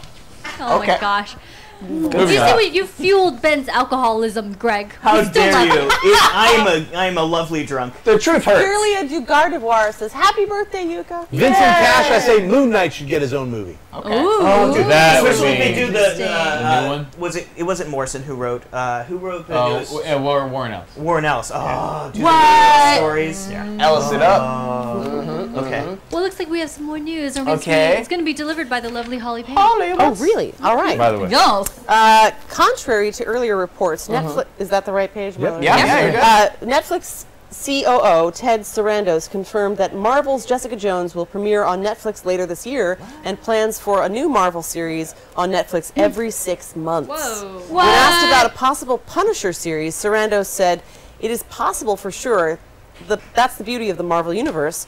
Any of them could spin out into films too." Squirrel Girl. Okay. Squirrel Girl. I would love to see a Netflix take on Squirrel. I think Right? everyone would. Just, Everyone would. Just dark as crap. That's a lot of Marvel guys. I'm sorry. We have the 12-year plan that they have with like the Right. multiple phases. Then we got Now Netflix we have, TV shows. like, Can I every point 6 something out, months? by the way? People give it John Schnepp predicted that Daredevil was going to be a series before it ever happened. Yeah, it was like a year and a half ago. Once, Really? when they lost the rights, I was like, Yeah. you know what? They should make it a procedural television series because he's a lawyer. It just makes sense. So. Good call.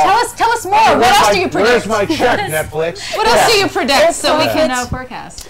So we I can place predict Netflix bets. will be sending me a check for $7 million. That's how to do it. That's a So lie. Squirrel Girl? Squirrel Girl. It's never gonna happen. Aww. Who knows? What about Green Team? Sorry, Brittany. Green tea. Well, you get to tell everyone this one. Yeah, what's going on? What's going on? You're all Who about you Chris get- Pine, right? I'll read it like Macho Man Randy Savage. No. Yes. It's confirmed actor Chris Pine is the Green Lantern.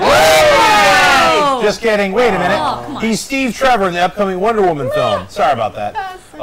Though fan-fueled rumors had him pegged as Hal Jordan, Chris has signed a multi-picture deal with Warner Brothers to portray Wonder Woman's love interest. Will he live up to the task?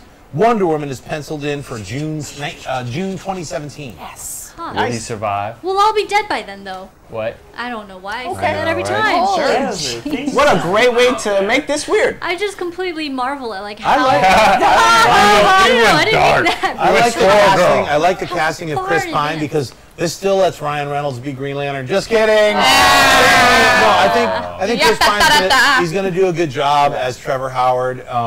You know, he's not a big star, so he's not going to overpower the Wonder Woman role. So I think that's a cool thing. We talked about that earlier on an earlier show. It's like Chris Pine is like he hasn't really busted out in his own solo movies yet. So powerfully. He's damn good in everything he does. He's incredible. In Stretch, if you have not seen Stretch, it's Joe Carnahan's amazing film that was just released on Netflix. It never got an actual release. What's the main actor? Patrick Wilson. Patrick Wilson is the main actor in that, but Chris Pine steals the movie. He does. Like, He's hilarious in it. He's so funny in it. Just He's see a Stretch on drug-addled Netflix. psychotic. Like Yeah. Smoking It's Aces. amazing. Yeah. Him and Smoking Aces is one of my favorite. Him and Kevin Durant. No, he's better. It is Really? In Stretch, you have to see him in. Did you see him in Horrible Bosses too? Yeah, I didn't like Horrible Bosses I didn't like the too. first I one. thought he was really good in it. That's why I was kind of bummed out that those guys who were writing the new Spider-Man are the writers of Horrible Bosses 2 and the incredible Burt Wonderstone, which is actually we the horrible Burt Wonderstone. I thought it was What like does the Vacation have unfunny. on Rotten Tomatoes? A Vacation right now, the new Vacation that they wrote and directed is at a 28. Wow. So it's like sort of, but I was like, you know what? Those guys have written funny things before. Yeah, give him a So chance. it's like, They know the stakes. Yeah. and look at it this way: it's like how many people were worried about the Russo brothers when they were giving Captain That's America? true. These comedy guys from the Community, and then they knocked it out of the fucking park. ass, yeah. And now they're like doing Cap, Civil War, Yep. and both Avengers. Avengers, yeah. And those guys are incredibly awesome dudes. So it's like, you know, I'm not gonna hate on these guys writing Spider-Man because also Kevin Feige's got a great plan. Yeah. And he's got a whole series of like house writers who can work that. You know how those movies. Yeah, get they'll made. write it It's and he'll be like, "Good job." Yeah. Yeah, it's a total machine. The Marvel machine. That's basically what he's doing anyway. He's like, Sony, yeah, you want to do that? Okay, sure. No. Why don't you sit in this room? Bad Sony, bad. I'm going to bring in this comment here from Vincent Cash so we can all address it. He says, I really want to see Wonder Woman be a strong chick who leads her Amazons, not some lead diva. That's all I'm hoping for. Do you guys think this is where this is headed? Is she going to be some lead diva and not some It depends on what you mean by lead diva. I don't know I what mean, that they means. have been saying, there's been rumors that, I mean, that's the reason the original director popped out, is because they were going to do a more hard, like, solo-driven character coming of age arc. I think that's dangerous. Yeah. My dream would honestly, so DC, I mean, we've put it on the show, DC did movie covers of all of their comic books. And for Wonder Woman, they did a 300 version of the Wonder Woman cover. I That's what want I wanna that see. movie. That's what Well, but you know what? That's what you're going to get because look at Zack Snyder's interpretation of Diana. Yeah, God of War. And she looks like she's out of 300. She is a warrior. And that's what I think, that's what Zack, why he's introducing her and he's introducing Aquaman. Let's just call him like Lord of Atlantis or something. It's I hate the word. You don't like name. Aquaman? Aquaman is like Waterman. It's so dumb. It's so dumb. Namor is pretty I know good, Superman yeah. is kind of goofy. It's right. Superman. But The water Aquaman, boy. Aquaman. Aqualad. if He you doesn't call even get a point. him- It's You a just lad. get used to saying dumb things, and it becomes something. But his So- sidekick is even cooler. Aqualad.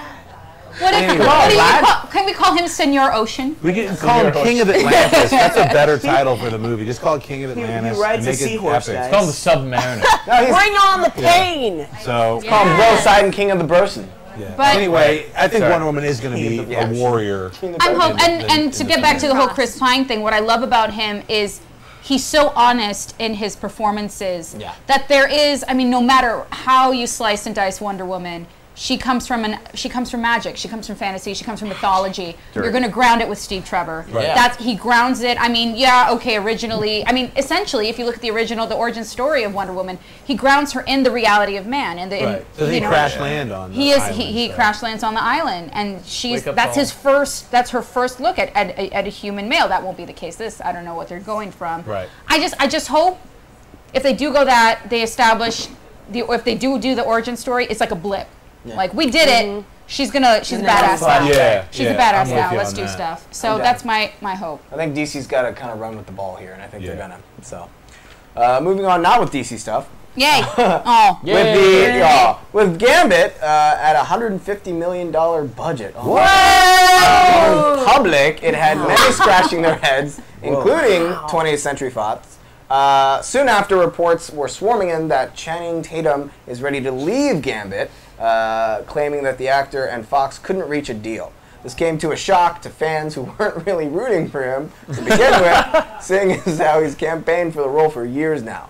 What does this mean for the movie? Time will tell, but it looks like the original Gambit actor Taylor Kitsch I refuse. should be keeping his ear close to the ground. Nope.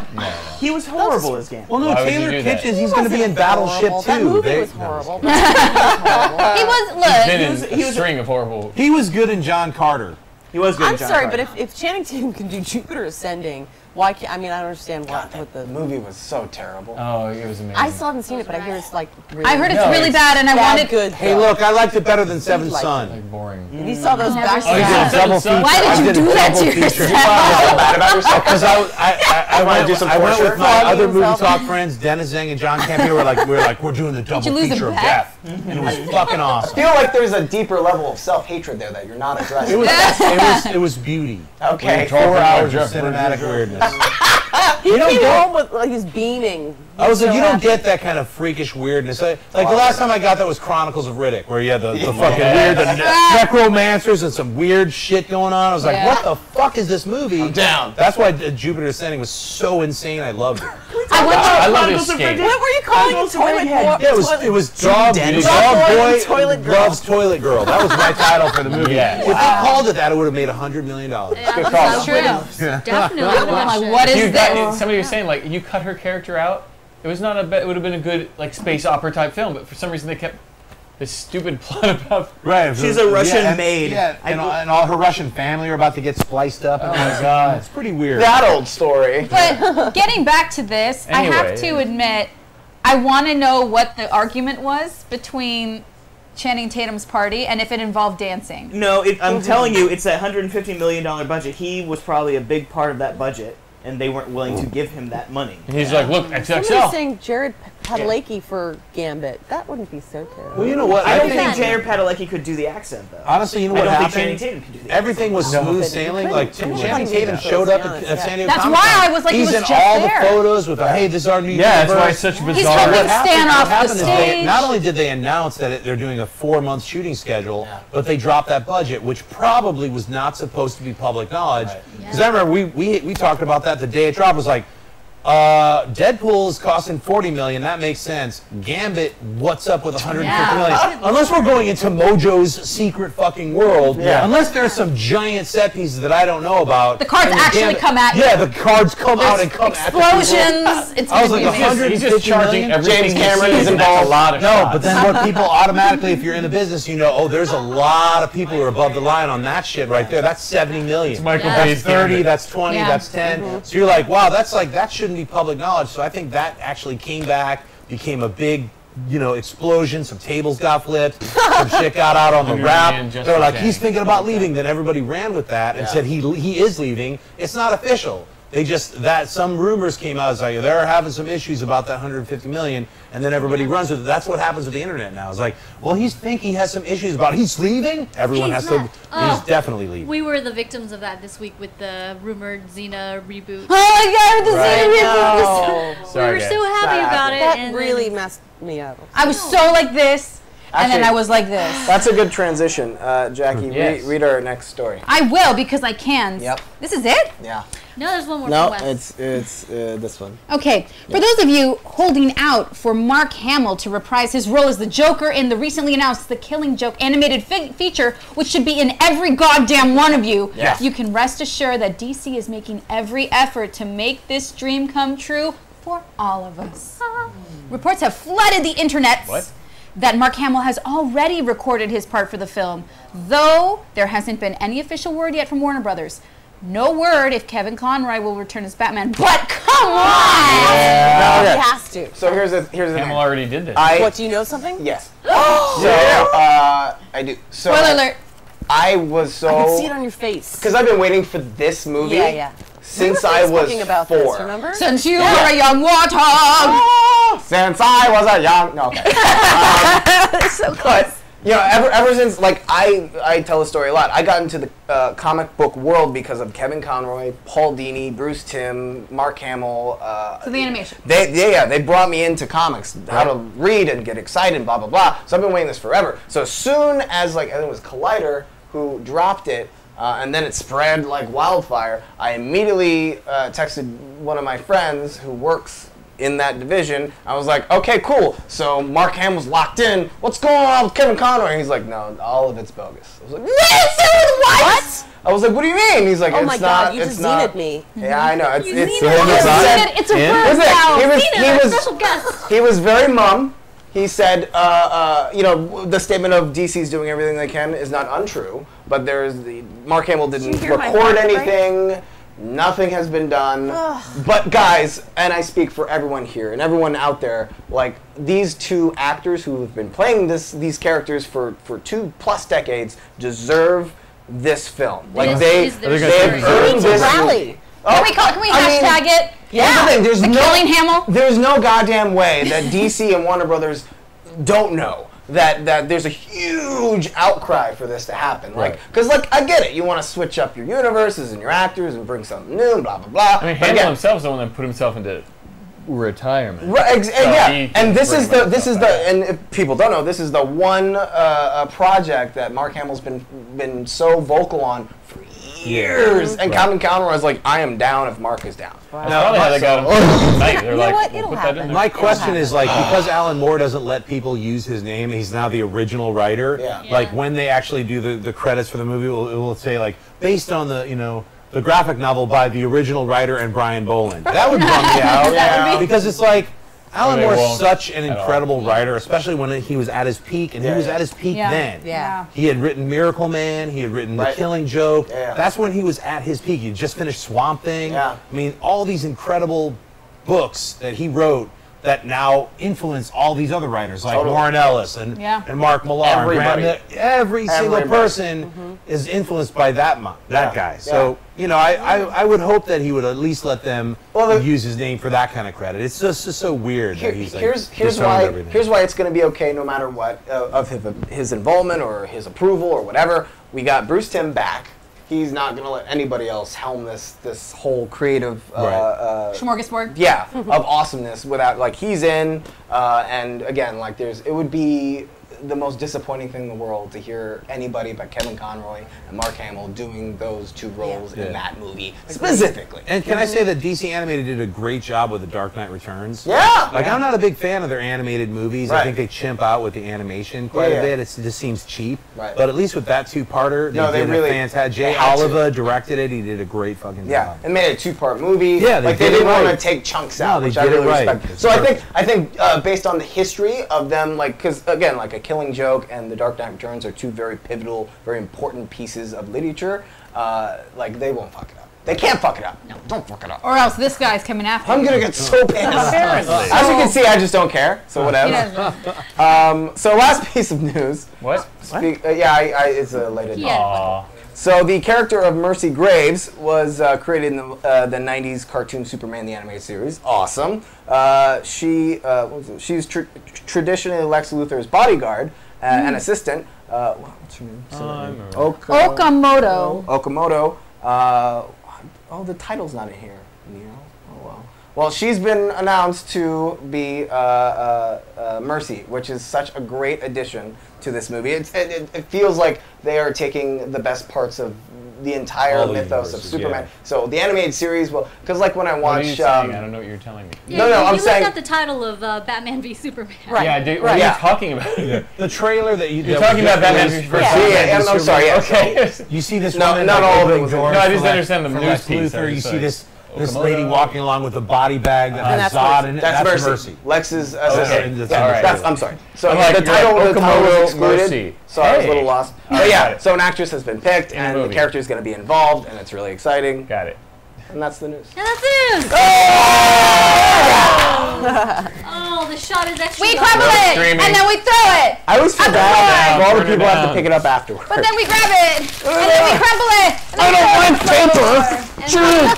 And we take into account that today the shot is even wider than usual? And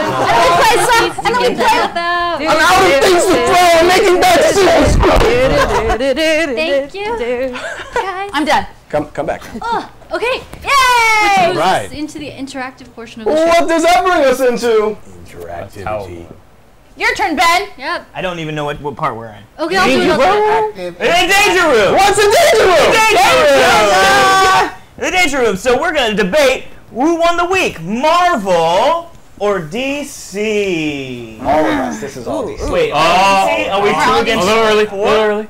This is But Team Dicka. because we have we're a lot later in the show than we usually are. I guess our debate 30 rounds seconds. are 30 seconds long. Yep. And We're gonna debate the Wait, covers. No, not 30. I'm sorry, 60 seconds. Oh, 60 seconds. Yeah. 30. Yeah. You're killing it. So we're radio spots now? Is that what we are today? If it was 30 seconds, it would be like you watching me just having Tourette's. Like, it wouldn't make any sense. This book is on! You're Batman! And as DC won last week, I know this is a lot to take in for our guests who Yeah, we're just yelling at them now, guys. It's true. Sorry. All right. Welcome to the I shall Japanese. stay in the middle of both DC and Marvel. We're in the Japanese game show portion of the show. So these guys go first. All right, so we put the Infinity Gauntlet on. We punch all the men in the balls and see which one better. Hey, hang on a second. So this is how this works, guys. At home. I'm down.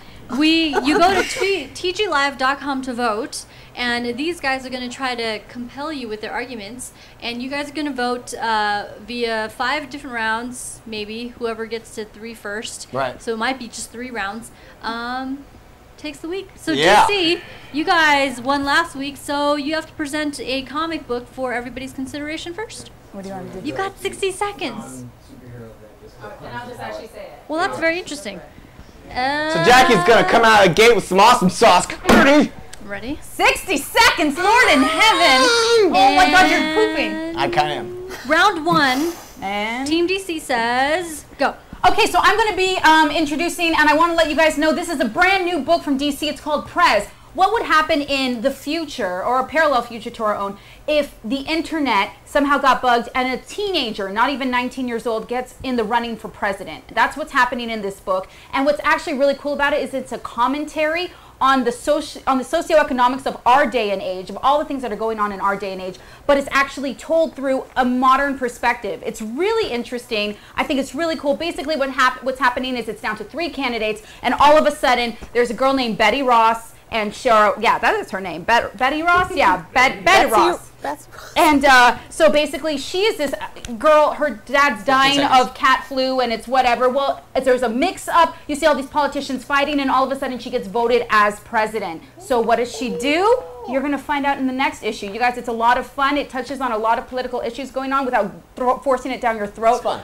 I don't like politics, and I found this really engaging. There you go.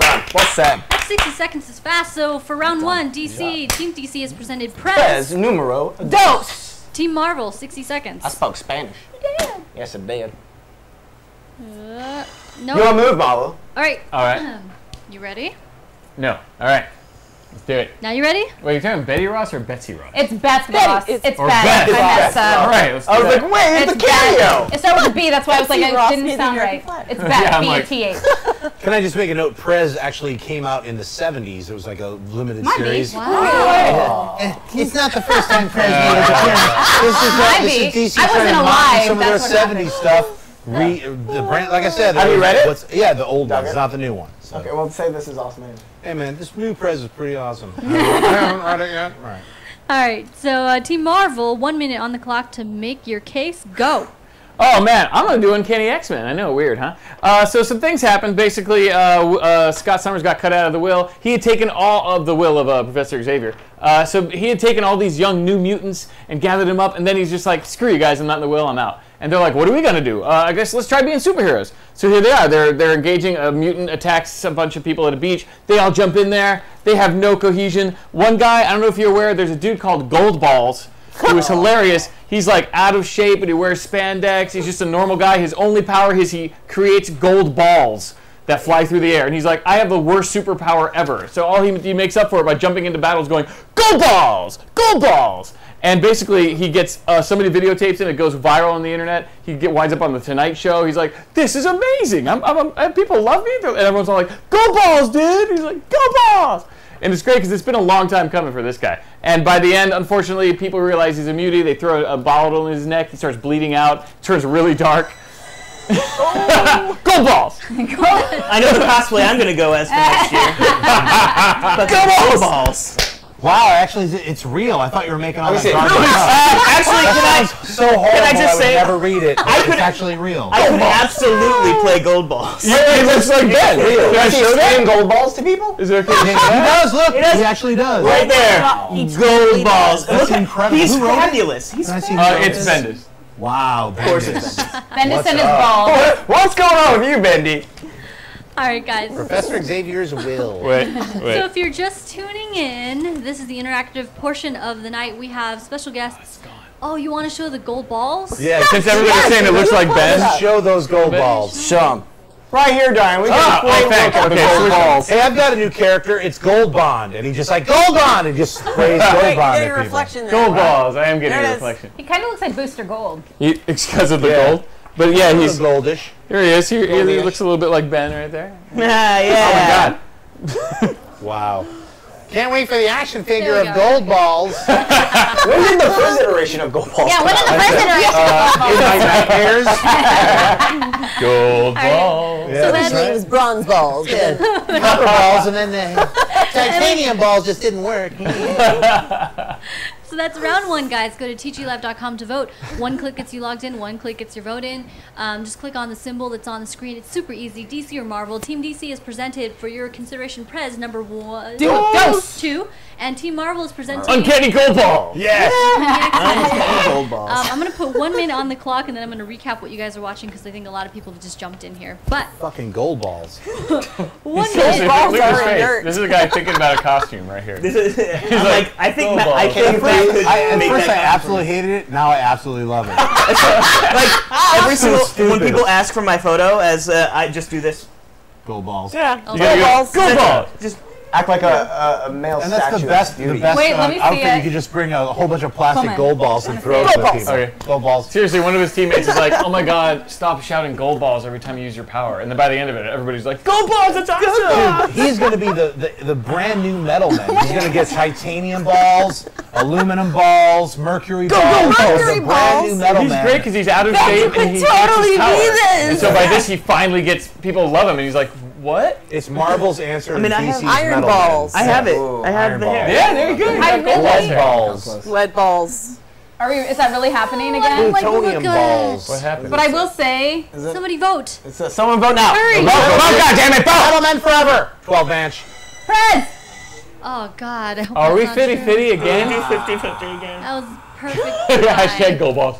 You Gold guys, balls. but seriously, What? This- Ben? It's percolating. Is that accurate? Do we have a Neo?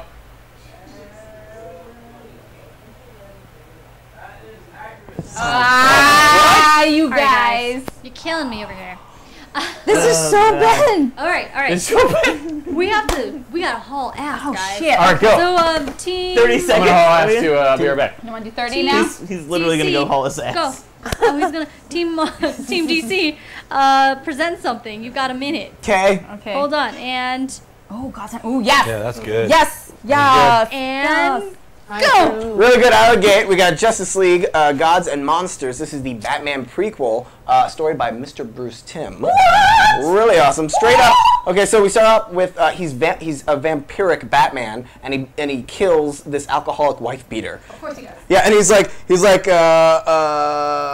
really awesome. Okay, so then it turns out that Kirk Landstrom, aka Man-Bat, is this universe's Batman, and he's a scientist. Bing bong. And he has to drink blood to get rid of his own cancer, and it's like, Num-nums. what? Num-nums. He fights organized crime, and that's really cool. Side note, Joe Chill is a zombie. Oh, that's fun. What? 20 seconds. Okay, and then Zombie Chill is kind of like this universe's Joker. Here's put it up. It's a dark, intricate, really cool Batman. Great gothic art. Bruce Timm's tone of brilliance is back. And Michael C. Hall plays the Batman in the movie, so he has this really great voiceover. You hear Dexter as Batman in a book. What? Mic drop. Mic drop, motherfuckers. But keep it on. Oh! It's art? good. Who did the art? I don't know, but I want to have It's sex with him. incredible. Matthew Dow Smith. It's good. Yeah, the art is amazing. That's why I picked it up this week. So no, reading this, like I can't wait to watch the movie now. Yep. Because like I didn't know it was Michael C. Hall until I had to read it twice because I read it first. I'm like, oh, Batman. And I read it, I was like, oh, it's Dexter as Batman. Oh my God! It was really exciting. Listen in my head. Yes, please. Absolutely. No, and I heard good things about the movie. Team Marvel. You're up. All right, go ahead, Ben. Go ahead, Ben. You got 1 minute. Come on, go balls, go balls, go balls, Go balls. Let's go balls. Should I review something that I haven't read? I don't know yet. Yes. All right. Let us win. 1 minute, go. All right, so I'm going to be reviewing Star-Lord and Kitty Pryde #1. You can tell by the cover that they're fighting. This is Star-Lord and Kitty Pryde. It was written by somebody, Sam Humphries. He's a pretty good. Look at this art. They look like little Disney characters. That's pretty cool. The ads. Let's just talk about the ads for a second. Oh, look! I think that's Gambit. Is that Gambit? Yeah, that's Gambit. He's doing something there. His red eyes. Oh, look! He's so happy because look, in his violin case there's knives, and he's in love with this girl who has a piece of his hair for some reason. She doesn't know. But let me tell you, at the end, Star-Lord gets trapped with Kitty Pryde, which doesn't make any sense because it's handcuffs, and she could just morph out at any time. So I don't understand that. But I'd be willing to read #2 or #1. Go balls. Or none of them. Hey, Ben, for a second, I just want to acknowledge you for all the effort and hard work you put into... I want to... Hey, let me tell you, I had a great movie to watch. I was about to say, I'm going to look at my crystal ball. I'm going to look at my crystal ball, and I'm going to say that perhaps Ben did not do his reading for this week because he was watching The Death of Superman Lives What Happened. Or also, I did do my reading, and I want to save my bombshells for later. Bam. Hey. You know what Star-Lord and Kitty Pryde reminds me of when Marvel was trying to gut they were just putting out all of these comics, and it was like Wolverine and Kitty Pryde. I remember that. I was like, this isn't a good comic. That's what that reminds me of. Yep. So I reviewed a comic I didn't read. Yeah. Oh God, not that one. Why'd you pick that? I got the deciding factor. You know what? If there's another tie, we'll let you guys put us out of our misery. Yeah. All right, guys, 1 minute on the clock. Go to tglive.com, and clicking on the screen is how you get your vote in. And go. Wait, what are they voting on? Do it. Wait, what are you guys? Oh, you guys are voting on. We're doing Justice League Gods and Monsters, #1, Batman's prequel. Versus Star-Lord and Kitty Pryde #1, which you should definitely read. Yes, she has claws. This is the craziest, most yelliest show we've ever. What do you mean? This says Rocket Raccoon and Jubilee. Where's my comic book? My favorite thing is Merc Girl is the bald guy yells too much. I think he has anger issues. Groot and Squirrel Girl. Where's my comic book? That's right. Oh my gosh, that would be the best ever. Like she hides nuts in his head. That would be awesome. That would be way better than Star-Lord and Kitty Pryde. And then he hides nuts in her head. There we go. Have Gold you guys, balls. by the way, speaking of total tangent, have you seen that video of that squirrel trying to bury his nuts? Oh, the dog? And the dog. And the dog's just like, the dog's like, what are you fucking doing? The squirrel's like tamping, like, what the fuck? I love how the squirrel, Yeah. like the squirrel starts on it, like thinking about the rest of her day. Yeah. And then she's like, wait a second. This shit ain't working. What the fuck? Oh God, we're 50-50. What? It realizes a dog. Oh, All right, I got this. Really? All right. We're going to let our Thank honored God. guests decide. No. Holly and John, So between- which of these two books do you prefer? That is totally expected. And acceptable. And deserved. And deserved. This is a damn good book. And It's pretty fucking awesome. go! You got 1 minute. Oh shit! We're gonna act it out, or are we gonna? I don't know. Act it out. Let's act it out. Okay. Yeah. I haven't prepped for this. You guys are gonna have to do both parts. Oh god damn it! God damn it! Sorry. Okay, so then, all right. So I'll do which one? Wonder Woman or Batman? I don't care. Just choose one. Okay, so we are going to do Wonder Woman! Go, Wonder 1 Woman it is. Okay, here we go. So they're at a club and we're going to act this out. I'm going to be all the ladies. The first one is Wonder Woman. She goes, don't you just love this place? We're in a dance club. And then I go, and then Hestia goes, sure I do, but I'm not sure how much longer I can stay. My feet are killing me, Diana. Hestia goes, we don't have all the stamina of a god, you know. I have to work in the morning. And Diana goes, just one more song, then we'll go, I promise. And then all of a sudden they're dancing, and then a guy goes, hey, hot chicks, 12 o'clock over there. And so he goes up to Diana and goes, hey there, gorgeous. I just Googled sexy and there was a picture of you. and then Diana says, yeah, and you'd get the same result if you search for not interested. And then all of a sudden, so then the boys go. Oh, go get it, Billy. Yeah, show him the moves. And so he grabs her ass, and you know what she does? She beats the shit out of him! Yeah, no, I got it. And then all of a sudden she goes, the only thing you can do for me. Find out next week. Wonder Woman number 42. You guys may have not felt that at home. I felt the aftershock. God damn. Team Marvel, Powerful 1 minute. slapping.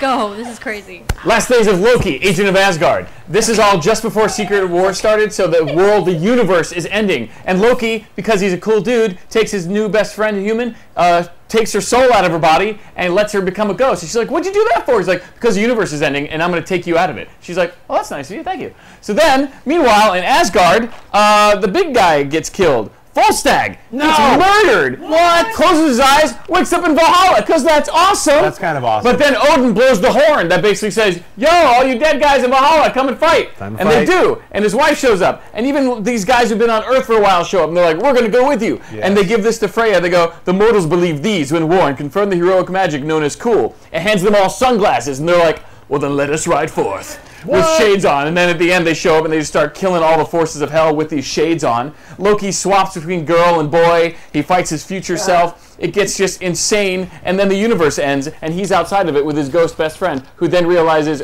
oh, Gold balls. Gold balls. All right. Guys. Asgard balls. Asgard balls. All right, guys. So round three. Round 3, we have Wonder Woman versus Loki balls. You have 1 minute to vote. Go to tglive.com. Starting now. I should say that our show is sponsored in part by House of Secrets here in Burbank. House of Secrets. Store. It's awesome. They're an amazing store here in Burbank. If you're ever in the Southern California area, please do give them a little visit. They sponsor this show. If you have any interest in any of the books that we're presenting today, they also have an online presence, so you can order their books online. And let them know the comic book show sent you to be an extension of our gratitude towards them for being so generous. Yeah. So there you go. Okay. You guys have 30 more seconds to go. I have a secret I've been holding out for Are you coming out finally? I'm going to finally come out, yes. Great. So I'm getting a colonoscopy tomorrow. You're the one. You are not. What? I mean, you're getting colonoscopy. Somebody talk about this? Yes. Oh. Yes, so if I keep running away, that's because I've been taking this amazing stuff here. This is my second dose of the day. Basically, it's colon blow. And so it's been an amazing day. I have found out things about my body. Hey, Coleman, I have a question. Yes. Have you ever heard of a phrase like TMI? Maybe Coleman's colon. Hey. All I gotta say,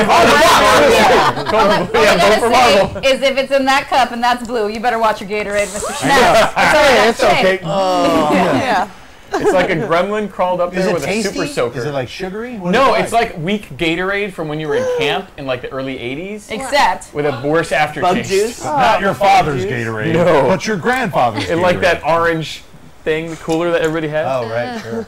All right, guys, so it looks like DC has taken that round. That What? means we Damn. could Loki! Oh my God! Shades! We could potentially have one more round. We'll see. That's terrible. We'll see very shortly because you have a Cool. minute on the clock.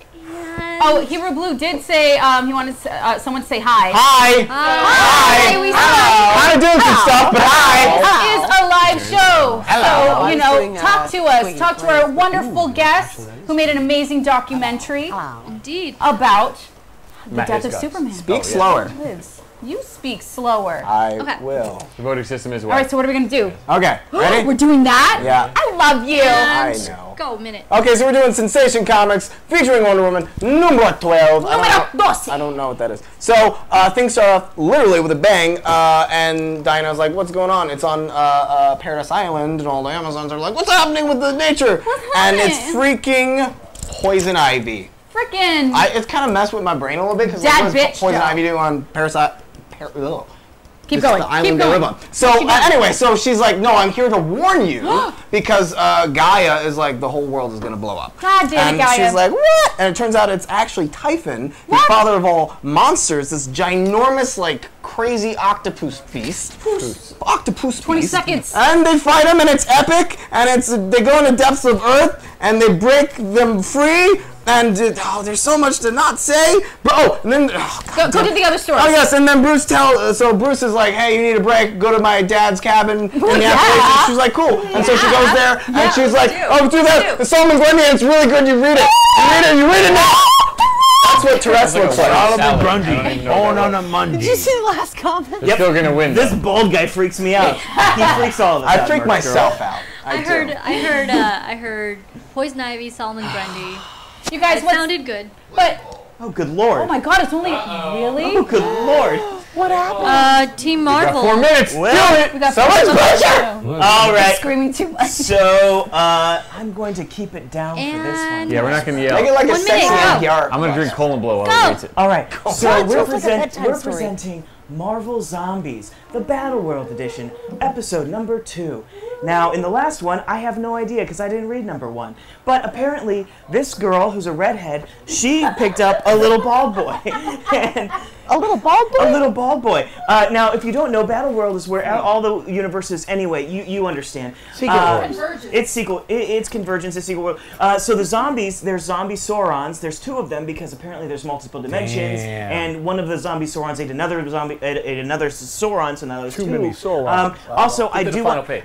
I have to absolutely show the. There's a dead MODOK, which is No! Yeah, there's a dead MODOK, That's horrible. which is Show how fantastic. they're staying alive. But there's some really cool zombies, and they're really smart. And the reason they are is because they're staying alive because they're eating Deadpool piece by piece, but he keeps growing back because it's Deadpool. So he's crazy.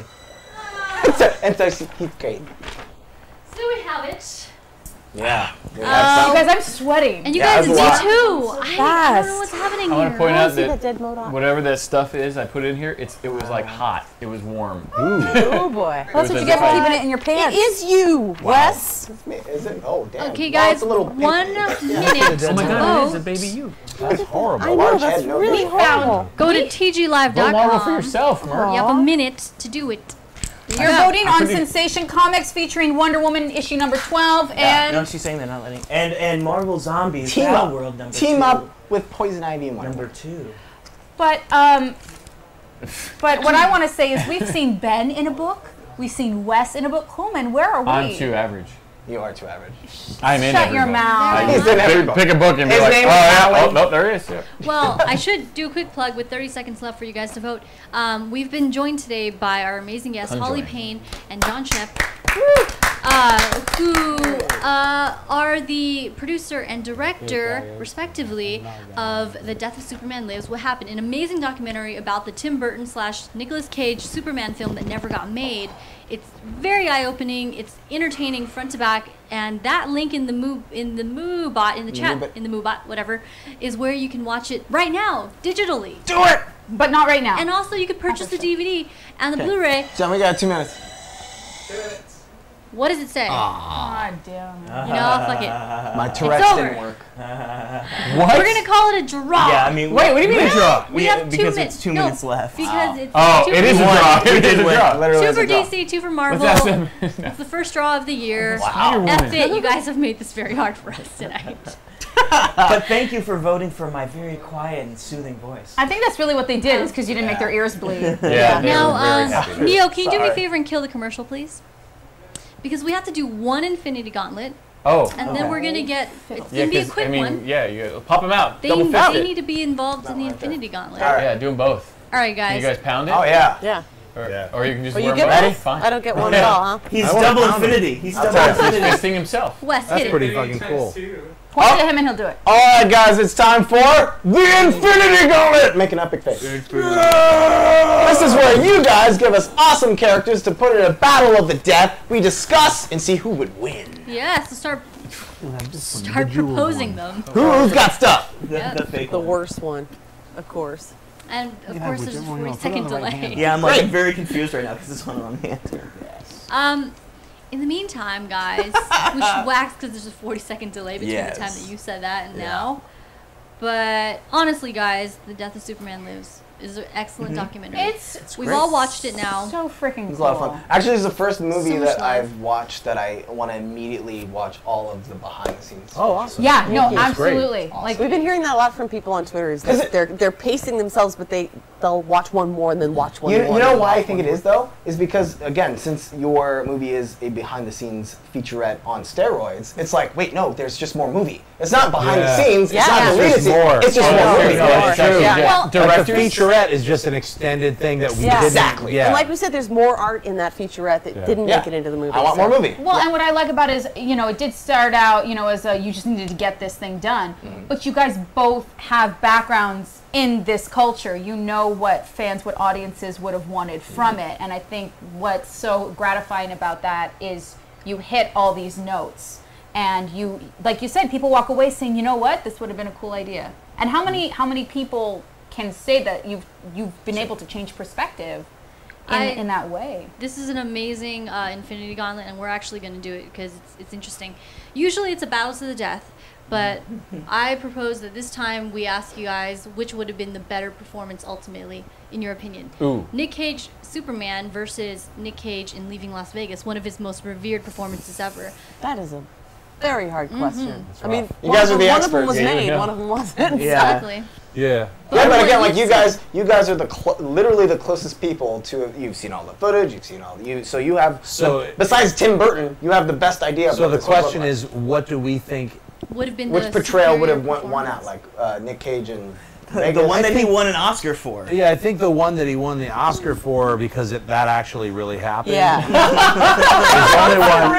The only answer that I could spin. But I do wish that they went through with the Superman Lives movie. I think it would have been a really special Superman movie, and I think it would have opened the DC universe a lot earlier than it is now. Like I mean, it's 2015, and we're going to get Batman v Superman next year. But I think if Superman Lives came out, we probably would have gotten a World's Finest and a Wonder Woman and Green Lantern and all these other Justice League movie in 2002. Would have changed a lot of this. Also, you might have seen Michael Keaton as Batman in Superman. Could you imagine? Oh, yeah. I really would have allowed that. That was in the script? Yeah. I love remember the this. original, back when he was I still love this Batman. idea that Wes spins about it being a comic book. We have, and you guys know out there that there is a Batman 66, which is basically a comic book retelling of what if all these things would happen in different episodes. We didn't even do this one. It's just really cool because it has a 60s version of Harley Quinn. So, Harley Quinn was introduced in the animated series. They said there's a huge what if. Oh, that's awesome. And so it's fun stuff like that. We had our friend Mark and Draco do Wonder Woman. So there's room for it. And I would love, it'd be really exciting is if, Nick Cage gave his perspective on whatever drafted Superman would be within the comic book. Yeah. Let's give him a call.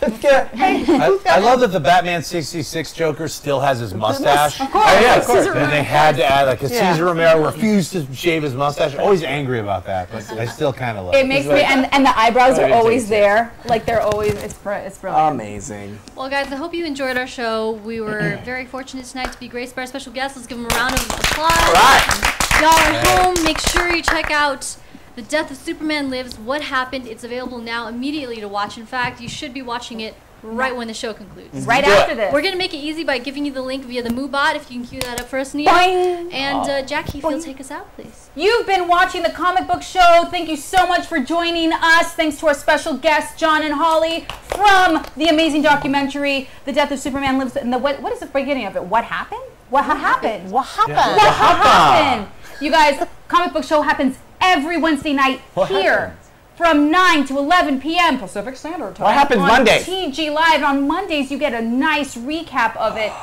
on the World of the Heroes. Yes. And it is a small tidbit. We call it a turkey tidbit here because I'm eating turkey right She's the now. only one. And also Monday's Yuka's birthday. But not yet. Happy birthday to you. But it's not Monday. Happy birthday to you. Monday, Yuka. Happy birthday to you. Woo! You guys so much for tuning in to the comic book show. You guys are awesome. Thanks for sticking around. Call and blow. Toodles.